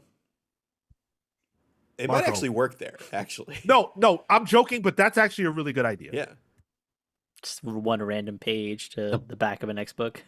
The problem is, it's a really good idea. And it could take you to Marvel Unlimited. Directly, yeah. Free trial. Yeah. Everyone who saw this gets a free trial. Even like a 5-day trial. That's all you need. Yeah. Sure. Hook somebody, yeah. You can make so many readers off the back of that, but there isn't that integration. They think it needs to happen from like a more awareness standpoint instead of that acquisition piece. Like what they did with was it AEW for Yep. DC, right? Like genius. And they don't have to affect the line. They don't have to affect wrestling. If anything, the direct integration there was, oh shit, we have a wrestling comic coming out, but that's it. Also, here's DC, here's the new shit that's going on there. C.W. Gordon makes a great point. Wasn't Hickman doing his Avengers epic when the first film came out? There was so little synergy there, and that run is one of the most popular ever. Good comics do their own work. So he wasn't on it quite yet, I don't think. I think we were still in maybe the tail end of Bendis if we're talking about the first Avengers, because that was 2012. Yeah. But and they did try to do a little bit of synergy, but it wasn't in Bendis's books. It was in I forget what the offshoot It was title Avengers was. Assemble, which was a Bendis book, but it was Okay, Avengers Assemble. right. Yeah. But it wasn't like the core new mighty and adjective list that Bendis had. It felt like an offshoot, and it had the Avengers movie team in it, but it didn't affect anything. It was just its own thing in the corner there. When Hickman was doing his big thing, that would have been around Avengers Age of Ultron, if I remember right, because that was 2014, 2015. That had shit all to do with the comics. Now imagine how damaged Jonathan Hickman's run would have been if they forced him to integrate Ultron Hmm. or Scarlet Witch or Quicksilver. So I think Hickman probably would have made it work pretty well. Well, but it No, wouldn't have been what he They, wanted, they let Remender do that Yeah. in Rage of Ultron. which was awesome. Oh, sure. Yeah, I would say the only integration we really had was costume wise. You can see that really clearly in Captain America's costume at the beginning of Hickman's run. Yeah. Yep. For sure. And I think small integrations are okay. I do. I think they're fine. But even if you look at like, sorry, we could talk about this all day. We could talk about it all day. I think you guys get the point. Marvel will continue to sell incredibly well in 2025. No one is knocking them off their perch anytime soon. But that doesn't mean that we can't look at what they're doing and point out some of the things that they could be doing better. Am I a part of the problem? You got it right. I damn sure am. And I come on here every week and I say as much. So you know what I'll do for me and I'll do for you guys? I will red flag myself. I'm going to do that. I am a red flag. Whoa. Thought you were gonna put it somewhere. I am what I am. I can't deny it. I'm a part of the problem, but hopefully, collectively, in 2025, we can all be a part of the solution. So my solution is I am not buying Red Band comics in 2025, no matter what. Unless it's no matter what. No. Oh my- Okay. Here's my Oh, caveat. Here's my caveat. Oh, here it is. Here it is. He's about to start lying on Sean Stack. No. My caveat is that Wolverine Revenge, I'm going to finish out. I'm going to finish that out in Red Band. I started it that way. I'm going to finish it. But that's it. No more Red Band. I'm also culling a lot of my pulls from Marvel. I've already begun the process. I will continue to cut that down. That is my pledge. And you know what else my pledge is? And hopefully you guys have pledges too. My pledge is that we will highlight more of what Marvel is doing really well next year in 25. Be that on Pals Pulls or here on the main show. We'll spend more time talking positively about Marvel's comics. CW Gordon says Emma Frost Red Band quarter gloves. Yo, where's Gavin? Get him now. Yo, I'll pay you personally. I got comics bucks for you. You folded very quickly, Sean. it's for Emma Frost and the gloves. He forgot that he was just doing a whole pledge and he just gave in immediately. Tyler, I 100%. I know. You're like, ooh, new bit. Yeah. Do you guys have final thoughts or pledges? I like a lot of Marvel books right now that are coming out, and doing their own thing. Don't really get to talk to them too much, to talk about them too much on the show, mostly because we don't want that Marvel show bias to show. But if there's an opportunity for me to be able to talk about those, I will gladly pick up that opportunity. Yeah, mine's gonna be the Ultimate stuff. I'm gonna keep reading that. I know we're doing the Spider-Man stuff, so that's keeping me on track. The Ultimates itself, but outside of that, Ultimate X-Men, I've been reading it, and I really want to just give it a shot. I want to give this aspect of the universe a shot because it's a low bar of entry, and so from there, I feel like I can kind of explore that, get an understanding of what maybe works or doesn't work, and then work backwards into the main 616 elsewhere. Marco said, my pledge is I'm going to continue reading the books that we read for Pals Pulls. Yeah. Ultimates, the ultimate line. The ones that we read every time they come out. Not X-Men. Fair, And I have to fair. catch up You're on Black Panther, to be You're fair. picking up one book. Oh. Go. He's going to continue to read Ultimate X-Men, the Peach Momoko book. I was That's- going to out myself like that. I was going to pivot. Marco said, no, here, I'll put it on Front Street. For me, I think what's going to be interesting to watch is that creative angle that we discussed in the bad section, where they aren't retaining, they aren't securing. It's going to be interesting to see how DC capitalizes on that in the future with the crop of talent that they have.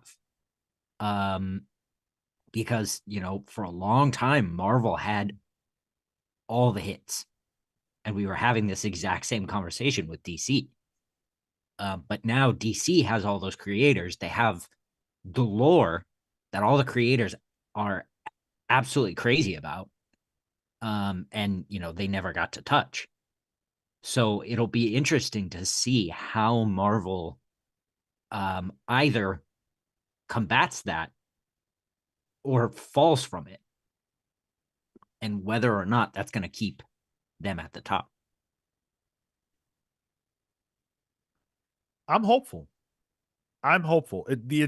Someone said I hate everything or I love everything. I guess you're right. I am hopeful. I am optimistic when it comes to comics. I'm optimistic when it comes to Marvel's future. I do think they'll turn it around. I have probably said that every single year on this podcast. This is the year as a Marvel mark. But I have hope. I have hope. You guys didn't love Marvel this year, though. I closed the poll, and I'm really proud of the amount of votes we got. That's awesome. Thank you guys for voting. 62% of you said DC had the better year. You enjoyed DC more this year. Marvel received a small 37% of the vote. Now, when we do our end of the year show, when we do the Pallies, which is our award show for those of you who are new, we'll see how things shake out and who we award Publisher of the Year to. But right now, I'm not so sure it's going to be Marvel. I think it's more down to two other, well, a publisher and like a subdivision of a publisher. But yeah. Yeah. Hey, shout out to Flaming Jelly Beans. Been catching the replay for a while. This is my first time catching the show live. Welcome. Thank you so much. Awesome, Flaming Jelly Beans. You left a comment that I really liked. Oh, man. I wish I could remember what it was, but I just responded to it. You left a comment I really liked.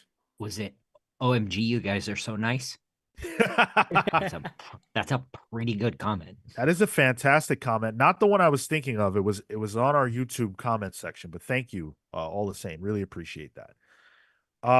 Let's hit a couple comments before we move forward. We've already been doing this for 2 hours somehow. So let's just hit a couple and then move the show along. David Johnson says, "Thanks, guys. I got to go. See you, buddy. Take care. See you next time, hot dog." We got Silhouette, all caps, saying cap. What's the cap? What does that mean? On us liking DC, this community liking DC more than Marvel, knowing the numbers. I was going to ask the poll is Sam biased. Steve. Oh, I mean, I think our community is 100% like biased towards DC. Yeah. Definitely. I'm not sure how that happened, but I'm not mad about it either. Well, whoever wants to come to the party. Silhouette also says, bro, I remember the DC talk months ago, which I think was the state of DC Comics. The doom and gloom. 360 at this point. I know you did that on purpose. Right? What the? You said 360. You mean 180, right? I'm the Charlie XCX brain. That's a song of hers. It wasn't on purpose. I'm just bad at numbers. Okay. No, he turned around twice. That's what he meant. 180. Yeah, that makes more sense. Oh man, what a show. What a podcast. Heroic Age says, if Magic played Anya Taylor-Joy in the MCU, I'd be willing to do unspeakable things. All right, well, listen, I agree with you. Yuck. Let's keep those unspoken. I saw her. A red flag himself. When did I see her? I saw her, I don't know. I saw her in my dreams, wherever it was. And I was like, man, I can't believe that we're not going to get this perfect casting in the MCU. I thought she was a great Magic. Did I see the movie? No.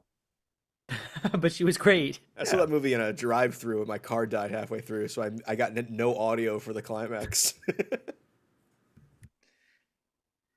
There are so many things that could be I said. know. I'm trying to decide whether or not I want to go there too. Oh my God. Aaron Ruiz says the self-report is crazy, but Sean keeps the industry afloat, so he gets the green flag back. Oh, I get a green flag? Why, thank you so much, Aaron Ruiz, for flagging me with green. I appreciate that. Whoa, whoa, And you whoa, know whoa, what? whoa! One green flag. Ah, come on. Two greens. Two greens. Yeah, that's a 1. One, all right. One sad green flag for me. Speaking of green, it's this is episode 420 of the podcast. Oh shit! Nice. Blaze it. Yes. Blaze Ken. No. Hmm. No. You know what? Yeah, All as I'm right. concerned. Nah, I would go more with Charizard, I think. I thought we were I'm a talking about. Cinderace man myself. I thought we were talking about like a Sprigatito. You know, I thought we were talking about Weed Cat. at Well, this I point. think that's what Okay. Sean's going for. Got it, Yeah. got it. Gavin with the warm welcome. Oh, Gavin made it. Nice. He heard our call. Yeah. What was it that I wanted Gavin to speak on? Quarter gloves on Emma Frost. Ah, yes. Gavin, I will pay you personal money for you to draw on a cover Emma Frost with a quarter glove. Somehow your genius mind will pull that off. And I know I have here somewhere. Isn't that just Saturn in at this point? Like, what's really the visual difference? I want it from Gavin. Damn it. It's buried somewhere over there. I've got the cover he did, signed. It's beautiful. I need more. You hear it first, guys. Sean his wallet is open to personalized fetish art. So feel free. I mean, that's the point. Yes, I think it is. Like that guy with about rich white women and Wonder Bread. That's a part of the internet you shouldn't go on. Flaming Jelly Bean says, not sure if it's been said already, but I feel like Marvel could really benefit from giving Ryan North the keys past the Doom event. Yeah. Agreed. 100%. I think Let's see how he he'd does. be great on Avengers, honestly. Oh, I was about to ask, who would you want? What title Avengers, would you yeah. want him on? And I was thinking Avengers. Yep. See, Gavin's my man. Gavin said, first chance I get, brother. Dude, and hopefully by that time I've got enough comics bucks saved up to just buy the page from you. Because that would be nice. Pete Collins says, say no more, money sign. Hey, Pete, listen, whoever, it's up for grabs. It's up for grabs. I told you what I need. I told you what I need. Style So Serious says, be glad you're in New York out here flagging. Oh, fair point. But I mean, what, I'm throwing up the green flag. Who the fuck does this offend? The fucking Latin kings? They're gonna come for me now? Are they even still a thing? The Patria or whatever? Please. No, it's gold and black. Oh, okay. Yeah. All right, yeah. So green is good. Green, I think, is actually like a MS-13, which you don't want to mess with. So You're right about that. Well, look, they got to come find me first. All right. new host next week, guys. Welcome, BJ Kicks, to being the main host of the Comics Pals. You guys had to replace me with another black guy. That's how it goes. As is Keep the yeah. continuity. Jesus. You guys want to grab Chillmonger? This becomes a totally different Oh, podcast. that'd be by a the way. wild show. Yeah. That's a very different show. You guys like talking about Jonathan Majors? It's all with love. Chill knows I'm a big fan of him. All right. What were we saying? Oh, we love you guys. That's what we were saying. Thank you guys for hanging out, for sticking around. This has been a really fun conversation so far. The show's far from over. We've got a couple more fun things planned for you. Before we actually get into the Patreon side of things, before we do that, I want to switch it up just a little bit if we can. I want to play a 420 game. We do that. I'm Yeah. sober. I don't like. I don't partake. Hopped up on coffee. All right, listen, I'm not talking about doing drugs, all right? Because Oh, that okay. would be against YouTube's policies. We cannot do that. What we can do is we can draft. We can bring a draft back, which you need a draft when you're smoking that green. You know what I mean? Nope. We're going to We're going to bring back the draft to draft our favorite or whichever ones we can think of green characters. Ooh. Now, let me add some clarifiers real quick before the questions come because I know they will.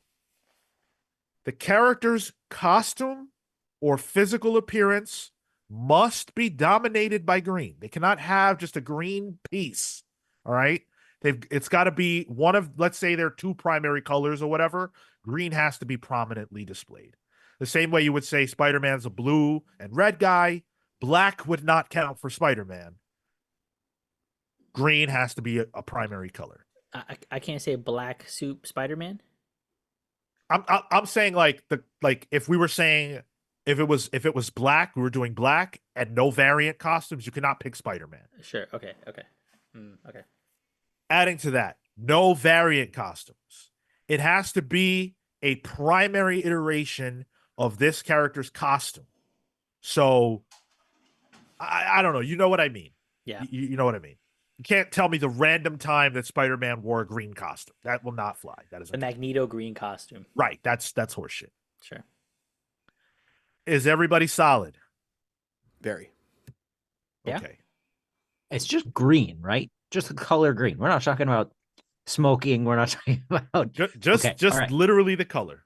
Just checking. All right. Okay. So I have my handy dandy dice. No, they're not green. Although I do have green dice. Damn it. Damn. I they're there. Yeah. Oh, stall, I stall. don't feel like vamping while you go find it. We already made enough bloodhunt puns. Actually, I do have one thing I could say if you want to go grab those, just Do it up. quickly. So if you are part of the community on Discord, not a paid member, by the way, we are having JSA The Golden Age, a book club led by the community. This will have very little to do with the four of us. It will be at the usual book club time, 6 p.m. Eastern on Monday in the Discord, in the Hellfire Club channel. If you are a part of the Discord, you know that channel pops off. These are awesome, led by the audience completely. Sometimes we participate. I think various combinations of us have participated in the past. These things rule. I'm very much looking forward to this one. JSA The Golden Age, 6 p.m. Eastern, Monday in the Discord. And I should say it's a call as well. It's not a video call. We just voice chatting, talking about comics. I love it. Make sure you guys show up if you're interested in that. It's going to be a lot of fun. I think I'm going to show up. I would like to. I always have a good time when I'm there. Okay, I've got my green dice. These are actually, they just so happen to be X-Men dice, Krakoan X-Men dice. In fact, Hey. so perfect for what we've been discussing. I'm going to roll now for our various initiative. I will roll for Marco first. So here we go. That is a 10. Let's go. I will now roll for myself. That is a 5. Rolling for Tyler. That is an 8. And Cale. That is a 3. Ooh. So the order will be Marco, Tyler, myself, and Cale. It's a snake draft. If you've never heard one of these before, just listen. You'll figure it out. You'll catch up. I eventually did. Tyler, kick us off. No, Marco will. Oh, I'm Marco. I'm sorry. Whoops. I will be picking, you know it already, baby. Green, my boy, Swamp Thing. Start us strong. Oh, sorry. Another quick question. Do they have to be heroes? No. No. Okay, great. Oh, good. Let me get Doctor Doom.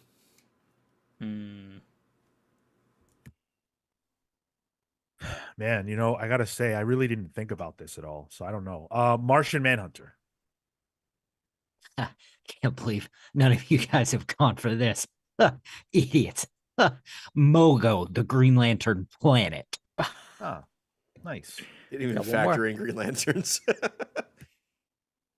And also Dr. Octopus. Oh, nice. Yeah, sure. I'm going to draft the Phoenix. Oh, The good one you don't like. Mhm. I'm It's you, gonna Tyler. go Yeah. with. He's right there, but I'm gonna take his cousin. Give me She-Hulk. All right. Cale chose a Green Lantern, but can I do John Stewart? Yes. Sick. We're doing John Stewart, and then I'm choosing Polaris. Nice. Let me get the Super Adaptoid. Nice. Just knock out all the Avengers power set right there. I will draft the Hulk. Yeah. Okay, looking around the background. I'm out of green people. Just take another lantern. There's I'm gonna people go. with green in their name, Cale, that you Word. love. Uh-oh. Come on! I'm gonna take it if you don't. Well, it's his turn, so True. And I love. you Don't got limited time, my friend. say no more. I'm gonna go with all 5 of the Ninja Turtles. And then I'm gonna go with Green Goblin. Fair enough. Okay. Oh, also, we didn't say how many we were doing. Let's do 6, 5. Oh, okay. 6 works. 6 works, yeah. Yeah, okay. We can watch Cale struggle a little bit Yeah. more. So then that would be me. Oh yeah, no, you get another pick. You said Green Goblin. You said the Ninja Turtles. I'm gonna give him The Ninja Leonardo. All 5 of the Ninja Turtles. No. Pick Hey, one. whoa! Pick your You didn't say I favorite. couldn't have a number. You said the characters had to be green. I'm taking the Character. team, the Ninja Turtles. You can't do that. You cannot draft a team at once. Why did you take Green Lanterns plural then? Because I didn't think of it then. Which one? Leo. Okay. Fair enough. I will go with fuck. I had them, and then I had to correct that horseshit. Correct. Ooh. You mean ruin. How about the mask? Oh. Yeah, okay. Okay, Hell yeah. yeah. Let me get Green Arrow. Ah, you There it son of a is. bitch. Oh, is that who everybody's pointing me at? Yeah, he's right there. It's his name. Okay. Let me I do love that guy. let me do the Spectre Damn. and Green Hornet. Gosh. Marco, normally, Marco, I despise your picks, but this is a pretty good draft for you so far. I'm not going to Yeah, lie. dude. We have one more, right? Yeah. Okay, cool. All right, I have one. You have one. Let me get a giant-sized man thing, please. Nice. There it is. I'm going to say, who else is green? Yeah, not so easy, is it? I mean, you're trying to say all 5 Ninja Turtles. Yeah. Not so easy, is it? You still got 4 and you can't choose. Hey, I got the mask, so 3, I That mean. was good. That was I'm good. gonna go with Hal Jordan. Okay. I'm going to go with Iron Fist. Mm. And then for my last pick, I think Yeah. I'm going to go with my man, my number 1, my ride or die. Nobody saw this coming. Ragman. The Ragman. All right. Ragman Green? Green cape, baby. He's kind of a gross green, but yeah. It's Oscar the Grouch, kind of. All right. So I will say Damn, this is my last pick. Yeah, it sure is. Flaming jelly beans. I got you. I'm gonna go with I'll grab another Hulk. I'll grab the Maestro. Does that not go under variant? Yeah, but Weren't rules. Does it? Although, if I can't have the entire Ninja Turtles team, I guess I'm No gonna bartering pull the rules here. card on Sean too. You can't draft 5 characters at one time. You can't draft 2. How about that? I'm not trying to draft 2 at the same time. I'm trying They're to the draft same one. guy. no, I think the Maestro works because someone got She-Hulk and Hulk, right? Different Well, they're characters. different humans. Yeah, Hulk. Right. But the Maestro Maestro's is from a still different Bruce. timeline. He's still Bruce.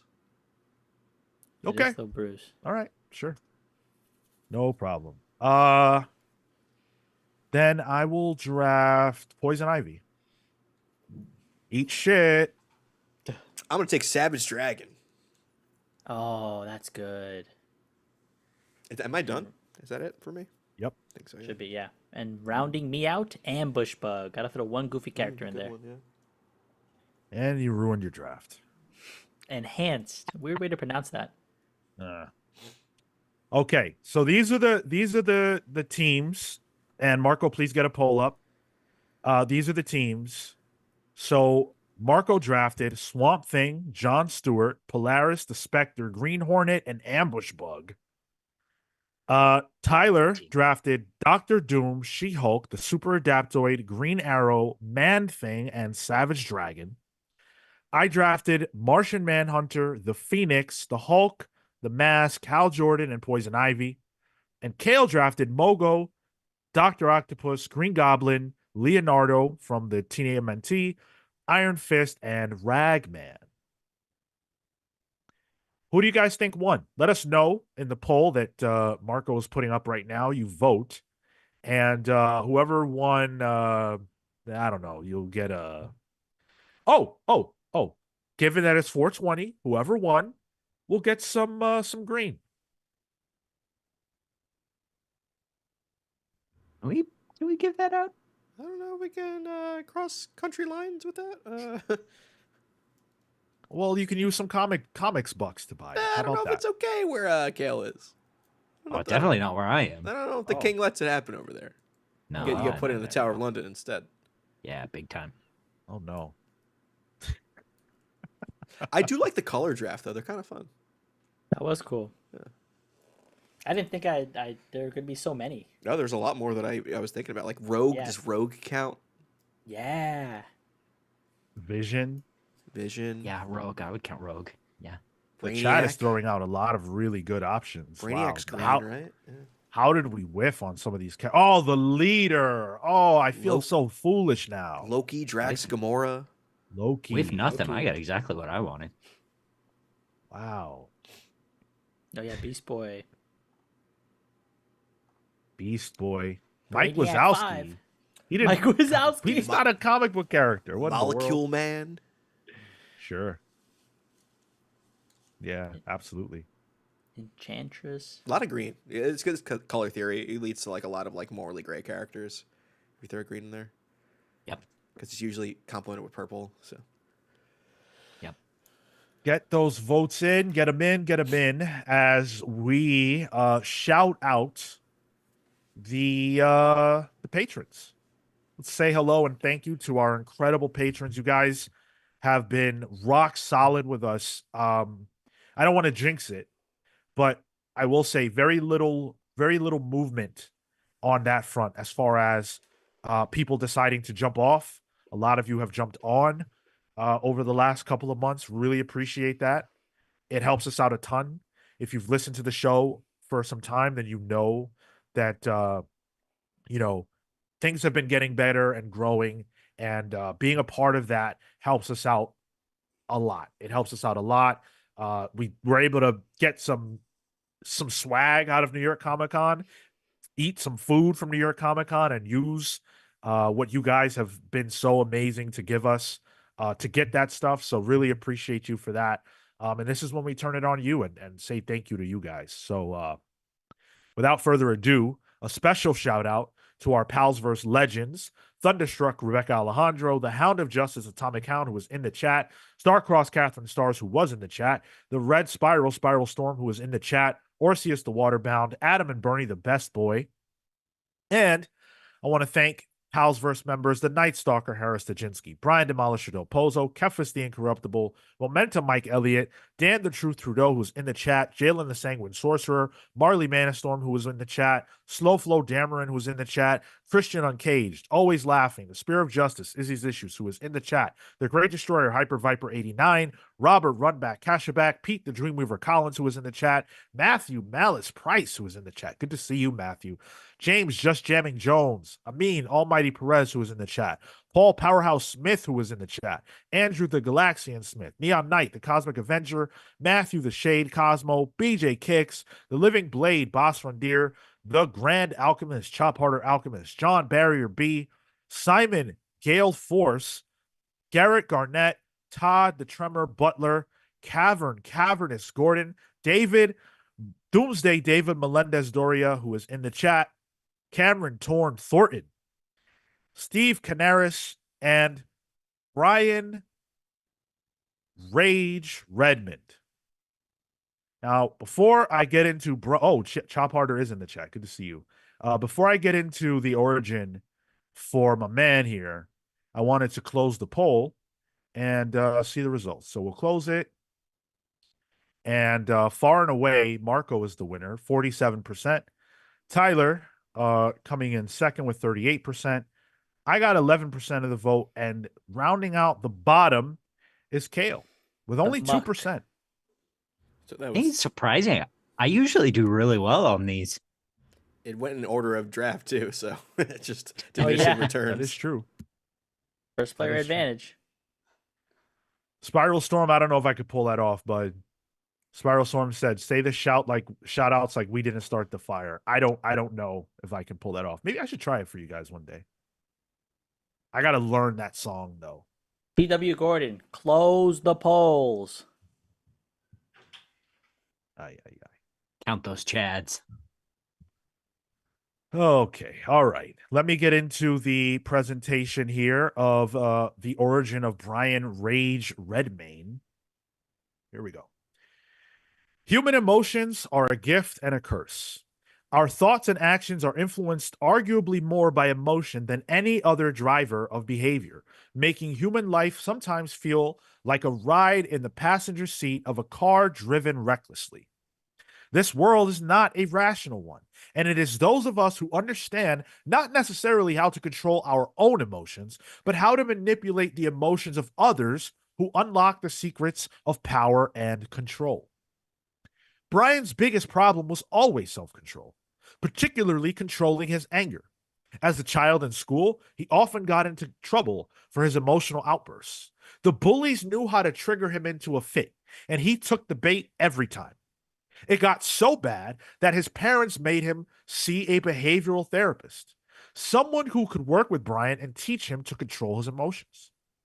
The therapist explained to him that most people walking the earth are little more than puppets on a string. All it takes is a tug with the right amount of force to make them move and act based on your will, not their own.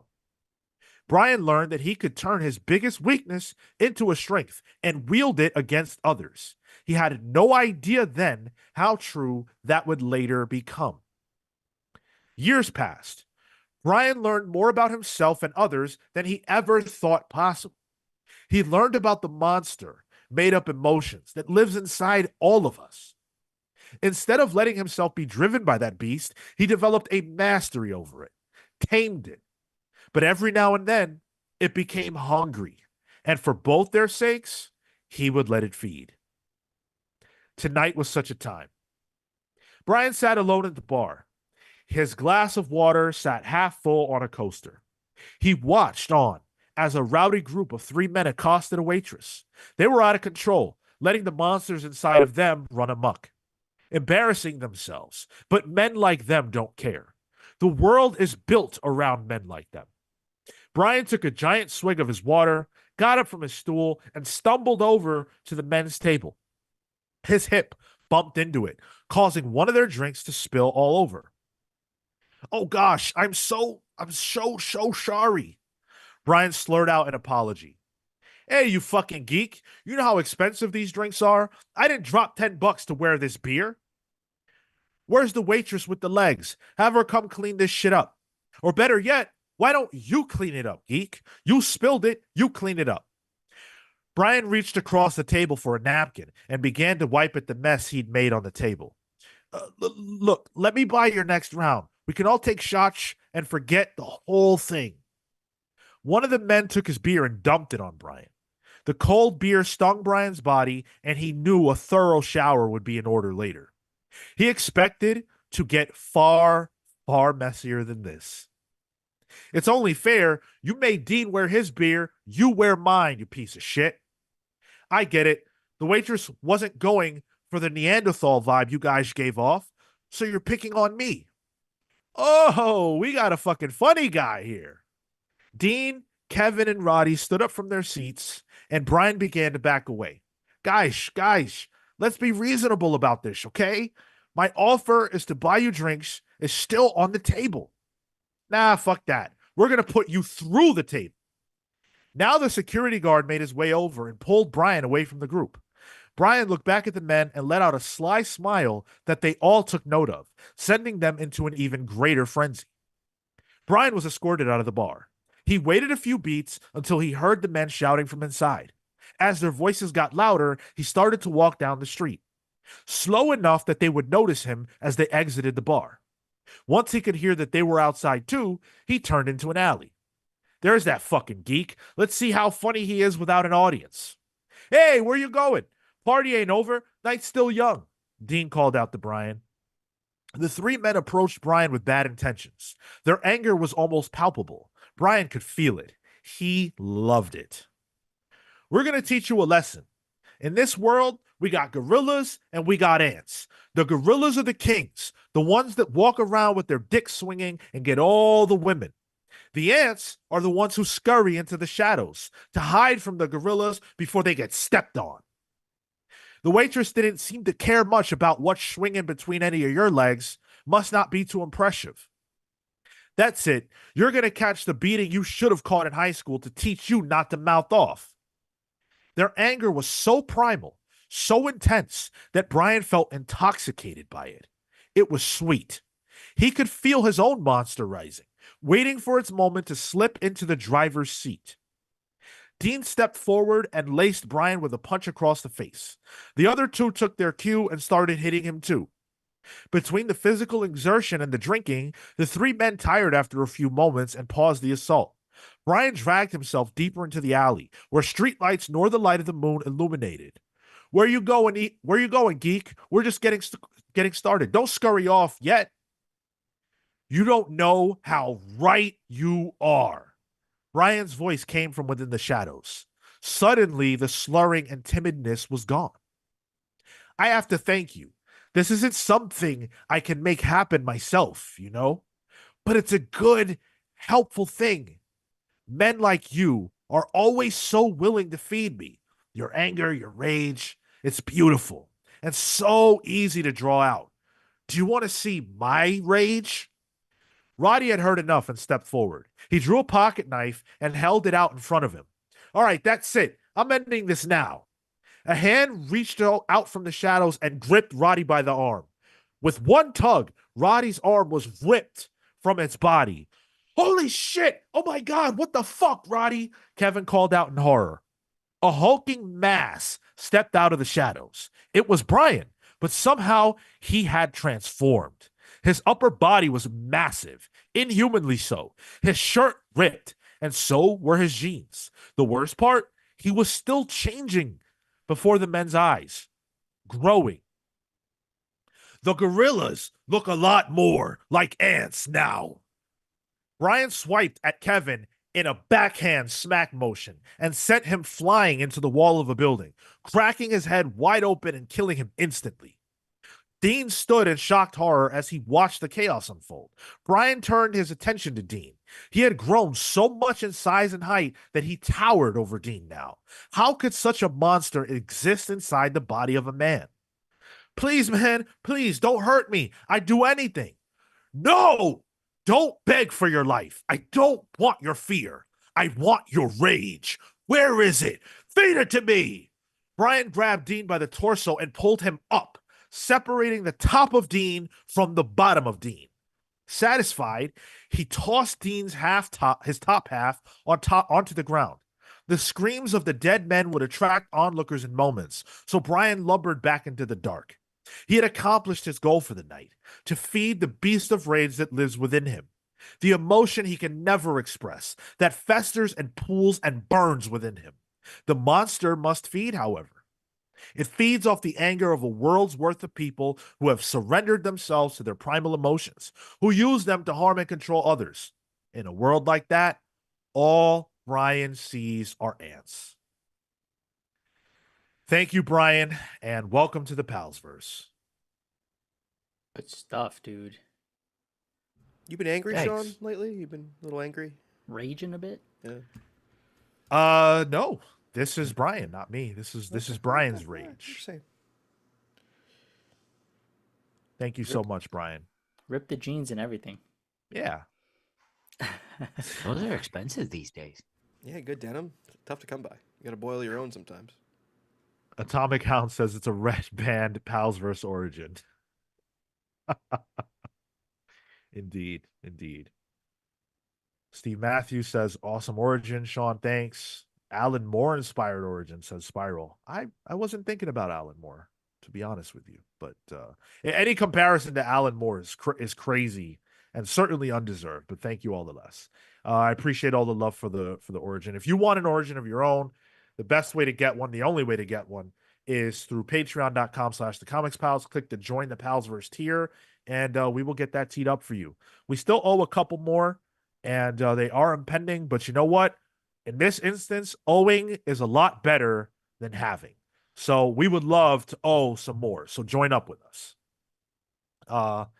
And of course, I want to say thank you to Panda vs. Panda, Ted Wong as well. Thank you all for your support. We really appreciate it. Izzy says, I think every week Sean is trying to give me a harder project. Oh, I would love to. Go ahead, Marco. I was gonna say, yeah, that's gonna be like twice the size, like to scale type stuff. That'd be cool. I would love to see that. Yeah. Yeah. You could use a Hulk base, Izzy. I've seen some Hulk hero clicks that I think would probably be effective. Brian doesn't turn colors or anything though. Anyway, let's get into our top 5 for the month. This month, we've told you we are celebrating the work of Grant Morrison. They are certainly one of my favorite creators, certainly one of Cale's favorites, and they have done so much good for comics. So many of the best comics of all time are Grant's, and has to be on anybody's Mount Rushmore. Well, maybe not a Mount Rushmore, but a top 10, I would say, of creators, alive or dead. And with that, I thought we could pay tribute to him by giving you, or them rather, by giving you our top 5 favorite Grant Morrison comics. We'll start with number 5. Anybody ready with theirs? I got mine. My number 5 is We 3. We 3 is just a real good one and done story about pets and our relationship with animals, told in like these pets that were kind of experimented on. They have these little mech suits and just trying to find home. It's a bit homeward bound, mixed with Evangelion. It's just a really good story. I believe, is that Quietly on art? I might be wrong on this. I should have looked this up before. And it is Frank Quietly on art for We 3. So just a tried and true combo with Grant. And We 3 is just like a good story you can go back to, get it done in an afternoon. The reread potential on it is great. You gonna do your 4 or should I do 5? Yeah, 5 and 4. Sorry, yeah. Oh, okay. I can do my 4th then. My 4th is Batman. Just Grant Morrison Batman. It's where I started my Batman reading. I started the RAP around the same time Sean did. I was a Marvel guy before that. I was looking for an in on DC Comics, and a big shining bat signal showed up, and that was Batman RAP. And I read it, and I think it really, reading it when I originally did at the time was refreshing because it was obtuse and it was hard. and it made me like that's what I was thrown into. So it made me learn how to swim in comics pretty quickly. And since then, I've gone back to it, and I just think it's a great summation and a great kind of melding of modern Batman with real goofy Silver Age shit. And kind of the best of all iterations of Batman kind of consolidated into one story, really. And it's great. It's gorgeous. Gorgeous art. Tony Daniel did some of the art on that as well. Towards at least Batman R.I.P. I like that turn of phrase. Got me swimming in comics. It's good. Yeah, it was hard, but I figured it out. You know, that's why I'm like anti jumping on point. Like, just read it. Didn't drown, right? Exactly. Yeah. I got Arkham Asylum. So this was actually one of a Serious House on a Serious Earth. I first got into this one and one of the first Grant books because of Dave McKean, actually, on art. You know, he did the Sandman stuff, so I was more familiar with his work than I was Grant's at the time. And so this was, you know, a way to explore this writer through an artist that I was already familiar with. And I found a lot to like. I remember the conversation around the book being, you know, it being a little more transformative, but I think a lot had been done up until that point with Batman, with the character. And so for me, it was a good, solid representation of what you could do with Batman. And I think a good entry into Grant territory. The next one is number 4, a Wonder Woman, Earth One. I really like the series, and again, was still sort of on the outs in terms of finding more footing for Grant Morrison. So Yannick Paquette, the artist on that book, you know, artist on Swamp Thing at the time, or at the very least more recently within DC, and so I attached myself to the writer, and rather to the artist, and I found a lot to love. I think a lot of the way that Grant thought about metaphors and representing that both in the narrative as well as communicating that with Paquette in the art was one of the ways that I started to realize the more cerebral writer that Grant was. And I think it helped to segue, you know, we'll get into 3 and the rest, but it definitely helped me segue into why they're so prolific. Yeah, I think my number 5 is Animal Man. And I think it's sort of a reflection of the rest of my list, but I really love it when Grant is able to make a bit of a statement about comics or use comics to sort of elevate the medium in some way. And Animal Man to me is a really great a really great example of that, because it's one of the first sort of, to me, I think it's one of the first major places where you can literally see the creator interact with the creation in big 2 comics. I'm positive that's happened before Grant, but I feel like Grant did it the best and did it in a way that it made a title like Animal Man a must read. I love that book. In that similar vein, All-Star Superman is my number 4. I really love the statement that Grant makes with All-Star Superman, and I think if you, it's one of those, it's so ubiquitous that if you need to hand someone a Superman title, you can just hand them this book and you get the gist of, you know, anything Superman could possibly be. And they synthesize that character along with Frank Quitely in incredible art. So well. I still have not yet read that. I have 2 copies of it, and I still haven't read it. Nuts, man. I know. Well, according to the the nominations that we've got ongoing right now, which you guys should nominate your favorite Grant book so that we can figure out what the book club will be at the end of this month. You ain't gonna be reading it for this podcast. Surprisingly, yeah. Yeah, Yeah. not been I'm brought very up much. surprised by that. It's wild. All right, so my number 5 is Batman Gothic. I have read this probably as many times as anything else on the list. At least I would say that. For whatever reason, this was one of the earlier Batman books that I read. I think it's because when I first started, I looked up like, top 20 best Batman books or whatever. And Gothic was consistently on it, so I would always just read whatever was there. And I read Gothic, and I was blown away because it's a very, very sort of different it's a very different Batman book. It's got it's like he deals with the devil, and it's this weird mystery, and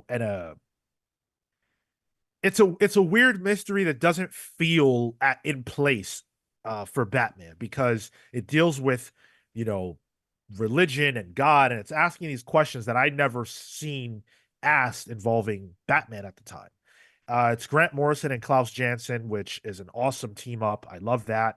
And it has one of my favorite sort of reveals in comics ever, where this guy thinks that he made a deal with the devil and he's going to live forever. And essentially, at the end, this character who you think could be the devil says, "No, you failed your mission. You die." And the guy's like, "No, Christ, no, please." And he calls out for Jesus in that moment as he's being killed by the devil. And that's way outside of Batman's purview. So I sort of love that. It makes Batman feel small and like the world is so much bigger than Gotham. I really love that book. And for my number 4, I'm gonna go with Batman and Robin. Batman and Robin is absurdly good. Don't get me wrong, but I think everything on this list is. I love this. I love it slightly less than mainline Batman, mostly because Bruce isn't in it. But this story had such an impact on me. I really love the 3-issue arc structure. At that time, when 6-issue arcs were all the rage, the fact that Grant was breaking that mold in a major Big Two book was so exhilarating and exciting. It gave the issues a propulsion that is missing sometimes in 6-issue structures. The fact that it was 3 issues meant you went boom, arc, boom, boom, boom. And the characters that he was playing with during that too, Professor Pig, the Flamingo, whoever else I can't recall. It was just such a weird mix that felt somehow more indie than not. And it felt like Grant getting to do more of what they want, whereas Batman, even as weird as that was giving DC what DC wants. So even if I don't love it as much, I'll always appreciate it for those facts. That's our number 5 and 4. Please share yours with us. Get that to us however you want to. We would love to see what your choices are. And I'm actually excited to see what the rest of you guys choose, because quite frankly, I feel like you almost can't go wrong with this. I think you meant Frank Quietly. I used to think his name constantly was Frank. It's I always get them mixed up. Well, it is a play on that because that's not his real name. I know. So, Right. Do you know his Yeah. real name? Do we know what it is? I've seen it. Yeah. I've been, but I've forgotten it. Oh, you're not going to dox him. I think I appreciate want to say that. it's Vince. Ooh. It's on Wikipedia. It's far more generic than Frank Quietly. That's for sure. Yeah. Let's hit a handful of comments here before we shift. Phenomenal AC says, "Don't forget to smash that like button." See, Phenomenal Smash. AC, you're one of the bros. You really are. Thank you for that. Appreciate that. Steve Matthews, in a rare move, disagrees with me about my take on All-Star Superman. He feels it works better for folk who already love Superman than it already does as an introduction to Superman. Well, Okay. But I think though, generally speaking, if somebody is handing someone the one Superman book, that's probably the one. I I think you want to show something with love, right? Like there's so much that Grant puts into that book, that like you get the gist of Superman with that first page, right? His origin, his, where he came from, his whole deal. But the rest is like, it's sort of numberless adventures that are so baked in with love and tenderness and care for the character and for the world that the character inhabits. And I think it's a if the person you're recommending it to has any trust in you, I think it's a great place to start. I don't know. I agree with Steve here, and damn, it's on my list, and I have like a whole thing on that. But yeah, I think it you need a bit more of introduction to comics first, to fully enjoy the breadth of it. Because I feel like I come back to that book, and it continues to deepen, and I think that happens only as you become more of a mature reader. I think that's true, but I don't think that something getting better the more times you read it means it doesn't work for someone new. Like Watchmen is still insanely good, whether you understand what it's doing or not, right? They're not mutually exclusive. And also, just to point out, Steve, nobody's going to give you shit. And if anybody gives you shit, they got to deal with me. I don't believe in giving people shit for their opinions about comics, unless they have some dumb, ism, opinion, or not ism, no, ism, yeah, racism, Yeah, and this, yeah. All right. Let's jump into the one piece of news that we have time for today. One Piece. Hey, let's go. Nah, haha. No, I don't know what would have to. It'd be April Fool's You're- Day if we were talking One Piece. You're gonna need a couple more than just one piece to pay for what we're about to talk about. Yes, Not yeah. not even the king of the pirates can afford this one. Well, everybody loves Jonathan Hickman, right? And we all are accustomed now, if we are buyers of Hickman books, to paying the Hickman tax. Well, Hickman's got the state, federal, city. He's got all those taxes. He's pulling all those taxes out of you with this one. 3 Worlds, 3 Moons Kickstarter just launched. 3 Worlds, 3 Moons is, of course, the Substack build a story thing that Hickman has been doing for a while, teaming up with such people as Mike Del Mundo, Mike Huddleston, Nick Spencer, and quite a few more. I think Teeny Howard's contributed. I think maybe Rob V has contributed. Rob A V lot of has, people have yeah. contributed. And so we are getting a physical release of what they have been doing, including a new story that is coming to physical. And if I sound trepidatious about the way I explain this, it's because I feel like the messaging of this is really bizarre. I read through the whole Kickstarter, and I wasn't all the way sure what you get for what, quite frankly, and what's new and what's not. But that's par for the course with Jonathan Hickman. That's just how it goes. So this is the way the pricing breaks out. You're getting 3 different stories, or maybe it's more. You're getting Foundations, Shift, Arrivals, Systems, Maps, and Legends, whatever all that shit is. And in the digital all access pass for $50, you get all that. Okay, that's decent. That's decent. It sounds like a lot for $50. Now, if you want the hardcover, you're only getting the Foundations, Shift, and Arrival stories, and that's $75. If you want it signed, Is there a page count on that? see, that's the kicker. Okay. It says 200 pages. So okay, let me read from the Kickstarter. Debuting here, 3 Worlds, 3 Moons 1 acts as a definitive starting point for our new universe, a standalone volume that introduces you to the core concepts, characters, and conflicts. No other reading required. It contains 3 stories and is available in 2 formats: a 200-page deluxe hardcover or as a set of 3 standalone prestige collectors hardcovers. So if I understand this correctly, those things that I just discussed encompass what you get if you buy the physical version. And that's $75. You can get it in one hardcover.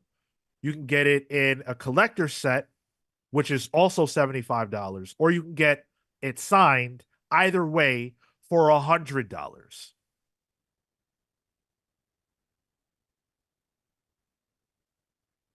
I think the silence kind of just explained a lot there. Just yeah, I still don't. I don't know. I don't know if I'm doing a bad job explaining this or if it's actually confusing, but I'm genuinely confused. I mean, if you're reading it right off the Kickstarter, it's not clear at all. I don't mind a Hickman story being obtuse and having to work for it. That should not apply to copy. What? Because the other thing is, even earlier in the Kickstarter, there's mention of 6 other 200-page deluxe hardcover volumes, which seem to be like source books and seem to be additional layers, and so it's hard to understand which one's distinguished from the other. Yeah, some amount of this is old in the sense that it was developed through the Kickstarter, and that's what they were able to put together for the Kickstarter. And I think, you know what? I don't know. I Or think the it's Substack. Substack. I'm sorry. Yeah, Okay. I think it's Foundation Shift and Arrivals, but I truly don't know. All I can tell you is that for a lot of money, you can get a little bit of comics. That's all I can tell you for sure. And a lot of people are upset by this. Huh. Weird. Yeah, because okay, so there's the Legends tier. There's something called the Legends tier. And this is 600 pages across 3 deluxe hardcovers. You get the 3 Worlds, 3 Moons, 1 deluxe hardcover, along with both volumes of Legends, which is an anthology series that has 12 stories set in the universe from creators such as Al Ewing, Dennis Camp, Teenie Howard, Nimit Malavia, Stipend Morian, Jacob Phillips, and many more. $225. What the fuck? There's no. What Marvel or DC omnibus even costs that much? The Marvel Omnibus usually goes undiscounted. List price is $150 usually. Yes. Yeah. And that's what, 1,200 pages? Yeah. Something like that. I'm not even fully sure, but yeah, I would imagine. I just looked up King of Black, just the more recent omnibus that's coming out. 1209, I think. The Jack Kirby one I have was 1,400, and I got it on discount, admittedly, but I got it for 90, and I think the cost on that bad boy was like 150. By the way, we haven't even said one lick about shipping. These are massive books that are going to come with a massive shipping price. And by the way, estimated delivery November of 2025. So what I'm expected to do is to pay at the bare minimum $50, $75 if I want physical, $225 if I want to read everything, for something that will cost me way more than that in shipping that I won't even get until a year from now at the earliest. Wow, they have a shipping and fulfillment chart for you to weigh the options. If you get everything, so the entire universe tier, $27 for US, 52 in Canada, and if you're for some reason not there and anywhere else, $114 alone in shipping. That's bugged out. Who is that for? Jonathan Hickman. Is this the cost of doing business with all of these creators though? Without a publisher, without a medium or mediator? So here's the deal. This stuff, the anthology stuff, the source book, all that shit is from the Kickstarter. Or, it's from the Substack, excuse me. So for those of you who are unfamiliar, Substack, when it first started, the first 2 years, they were handing out big money contracts.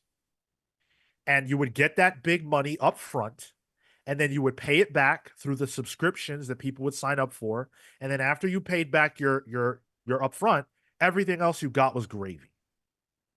So in my mind, this is not, I don't know this for a fact, but in my mind, for these creators to have already worked on this stuff, the stuff that already exists and is readable through the Substack, they probably got paid.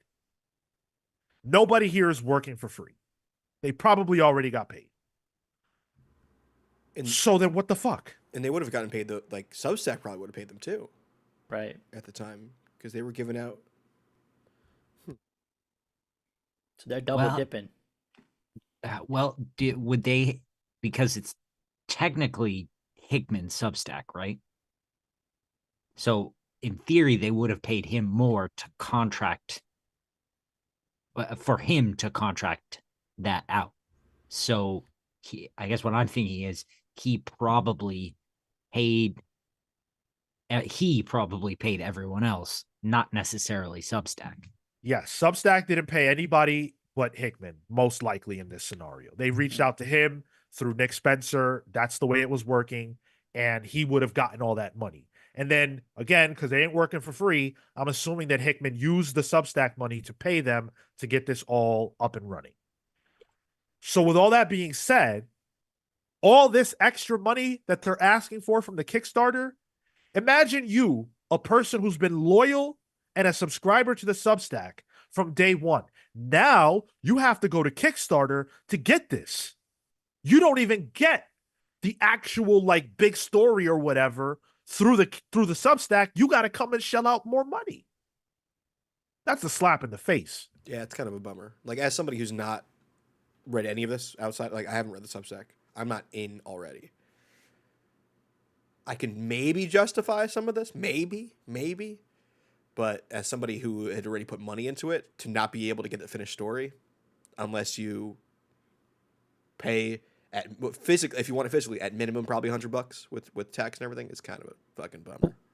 That's if you want the physical, because I've been kind of going through the Substack. If you are a paid subscriber to the Substack, you're already getting things like the system, graphic novel, source book. It's if you're paying for this on the Substack already, that's already grants you access to the digital versions for these things. But what about the new material? That I don't know. That I'm not seeing here at the moment. I saw people saying that as members of the Substack, they didn't have access to the new stuff that's coming out through the Kickstarter. So if those people are telling the truth, I'm not a part of it. If those people are telling the truth, then being a part of the Substack doesn't actually get you access to these new materials. And if that is the case, that feels kind of fucked. I also believe, sorry, Cale, go ahead. All this Marvel Hickman tax or whatever has gone to his head. He's been corrupted. I'm astonished. Jonathan Hickman is probably my favorite writer right now. And I want to read everything he does. I can't afford to do this. Nope. Like I'm not doing it. Hilo says the new stuff will be in the Substack. Okay, good. So fair enough. I'm assuming digital, but that's fair play. It's a digital subscription. You're getting digital books. Fair play. Okay, good. I just think it's absurd. I don't know who this is targeted at. Like I see this as materially different than, let's say, the Berserker one. Yeah. With what's his name? Keanu Reeves. Yeah, Matt Kent. Because he's appealing to people who don't read comics. That's targeted at people who love him. And so that's why he had to do the video saying, hey guys, here's where you can get comics from and blah, blah, blah, blah, blah. Because they were trying to get new people into the fold. This is targeted at us. This is for us. And it looks like how close is it to its goal? It's I think it's like 5K off. Yeah. You know what? Get that money, Hickman. It's now about 2.5K off. Okay, yeah, 47 grand out of a 50 grand goal Yeah. with 25 days With to tw- go, so they'll make yeah. it. Yeah, definitely got to make it. And I was looking through who subscribed to the tiers. When you start to get to the uh, towards like the middle of the road of the offers and stuff, you start to see the drop off. And then once you get like the big price jumps to the like $600 range, that's when some people start to dip back in. But otherwise, some of the signed pieces, like for source books alone, all that kind of stuff is not a lot of backing. I yo, at most, damn, is he gonna get me? Ah, I think he might get Marco. me, dude. I think just the digital, just a little bit, or Is maybe this Just a little bit. You just like the 700 is like a vet bill right there, Marco. ah. is this the full story, or is this an ongoing thing? It's It's an supposed to be, ongoing.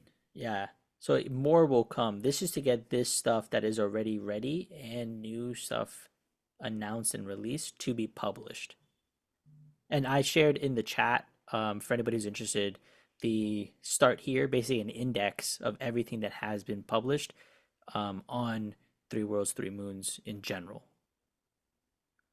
This is what I'm about to read is directly from the Kickstarter page. So today, with the launch of this Kickstarter, we're thrilled to announce Three Worlds, Three Moons 1, the ultimate starting point to our new universe. This opening volume, available as a beautiful deluxe hardcover or as a collection of 3 standalone prestige editions, contains the core stories that set the stage for everything to come. So the get-in price for this is at the bare minimum digital $50 is the bare minimum get-in price for a new universe.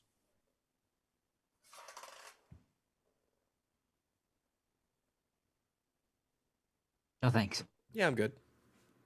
Can I not just subscribe to the Substack and download all this shit? That's yeah. That's what it seems like. Right? Like, and it has an index for me, so I can start to just file and organize all this stuff for $8 if I want to. That's what they're asking me to upgrade to if I want to.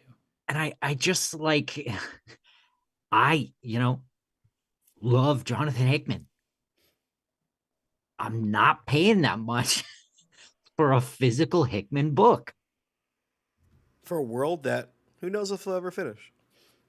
Yeah. With yeah, that's a great point. I hadn't even considered. Dude's reputation is that he predominantly doesn't finish projects. East of West is the only one I could think of that had a clean ending, right? Like Manhattan Project's never finished from what I remember. Black Monday Murders never finished. Nope. Just Marvel stuff. That's about it. Or finishes abruptly. Yeah. Secret Wars, Secret Warriors.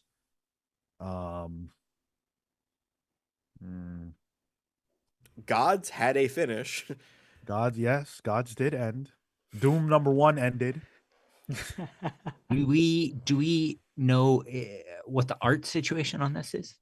Dom, let me get that comment. Dom Gomez brought that up. Who's even on the art team? So, Mike Del Mundo, right? Yep. Oh, that's right. Yeah. Huddleston. Yep. Mike Huddleston. There are so many creators listed here, depending on what it is that you're even talking about. Like in the signed source books tier, which is all the source books, it's got credited Christian Ward, James Stocco, Andrea Lima Arajo, amazing artist, Jason Howard, Vanessa Del Rey. So it seems like it's a whole bunch of people that are involved. It's a big undertaking. Just start a publisher. Like, And that was an angle that I was thinking about is why not just go that angle, right? Like, why not have this in the line with, instead of Kickstarter, work with somebody to get this world up and running? To what degree does he want control of this? How busy is he to manage all of this stuff? And if he's going to allow people to just write stuff in the world, does that mean that he just kind of sets it up and people play in it? It's a jam session. Hmm. It's a creative jam, which is cool. I'm not even decrying it. I'm dying to see it. Yeah. Which is Yeah. what Krakoa was. If I saw this in the bookstore, I would absolutely pick it up. I'd not at this price. Izzy's issue says appropriate for episode 420, but this feels like Hickman is high on his own hype. I don't go ahead.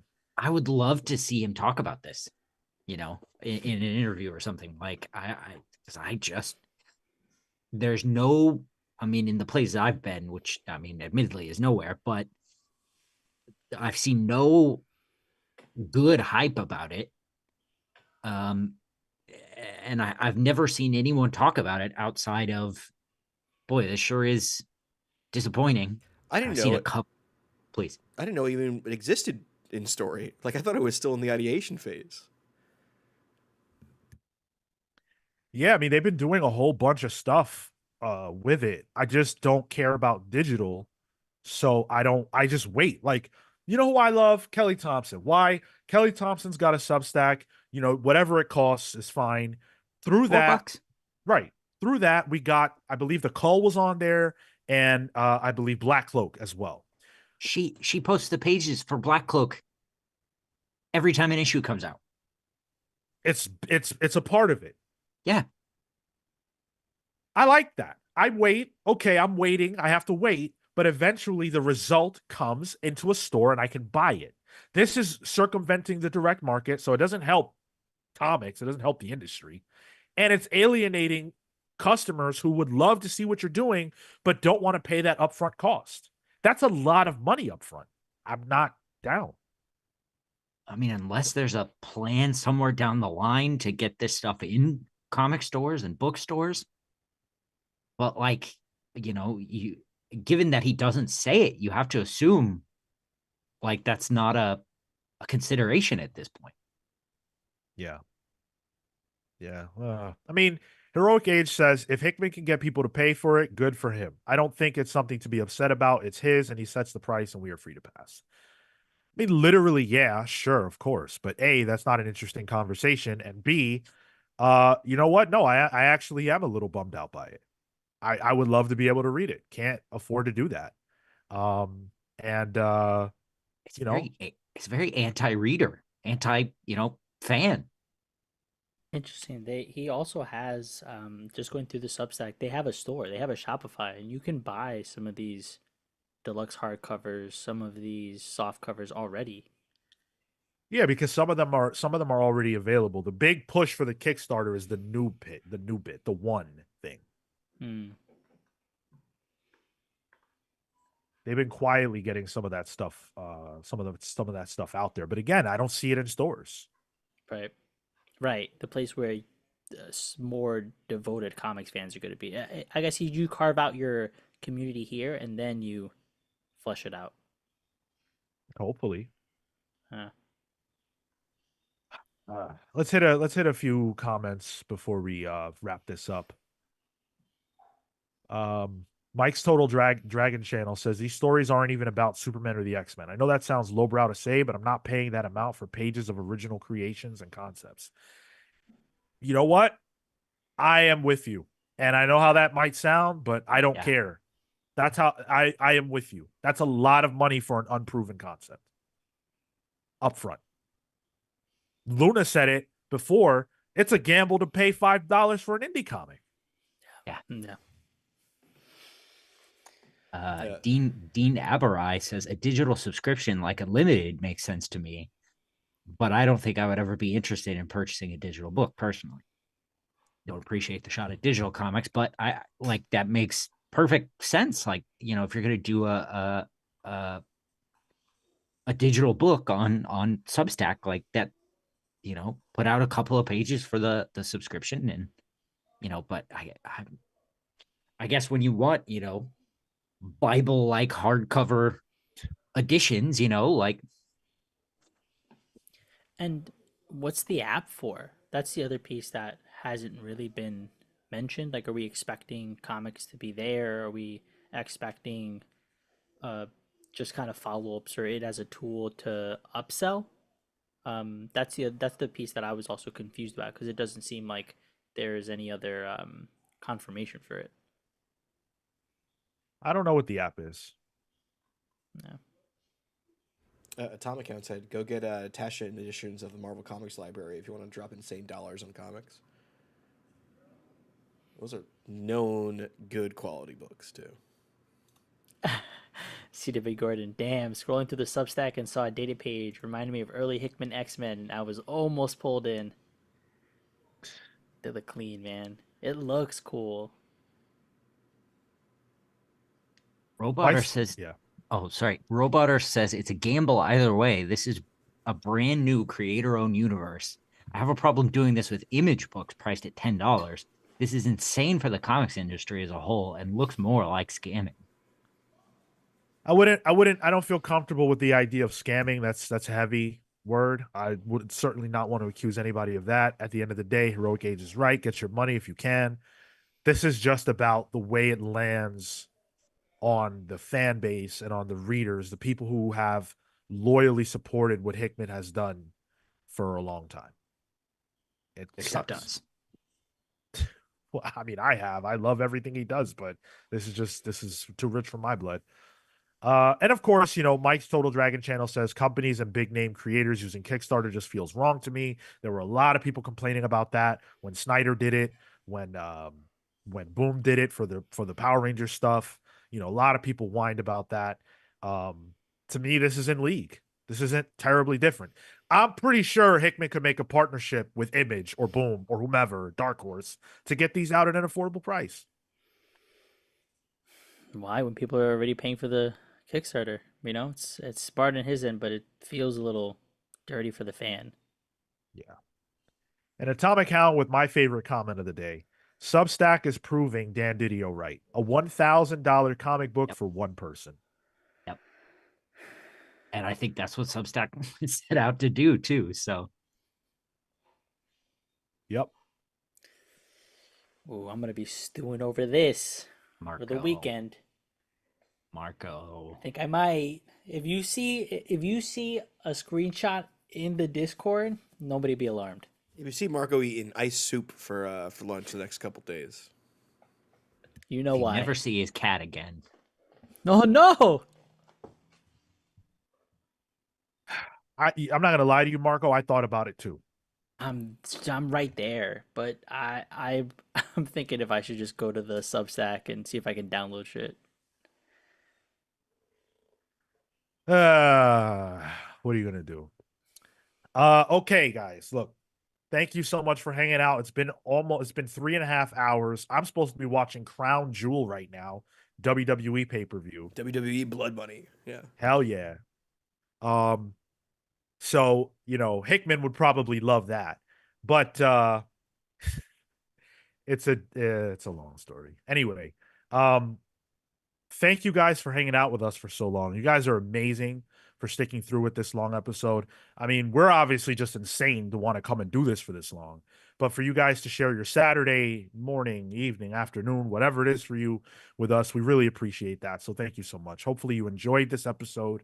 And if you did, make sure you hit the like button, subscribe to the channel if you are not. Let us know what you liked. What did you enjoy today? What was fun for you? All those kinds of things really help us. It helps us to know what we should do more of and less of and all that kind of jazz. We put out a bunch of interviews from New York Comic Con that are still available to watch. I think, these are some of the better interviews that we've ever done. So hopefully you guys will watch them, give them a like, give them a boost. It really helps. And the next time that we will be live with you is this Thursday for Pals Pulls. We'll be talking about the biggest comic releases of the week. And I think it'll be a really good time, as it always is. So thank you guys for hanging out. We will see you in the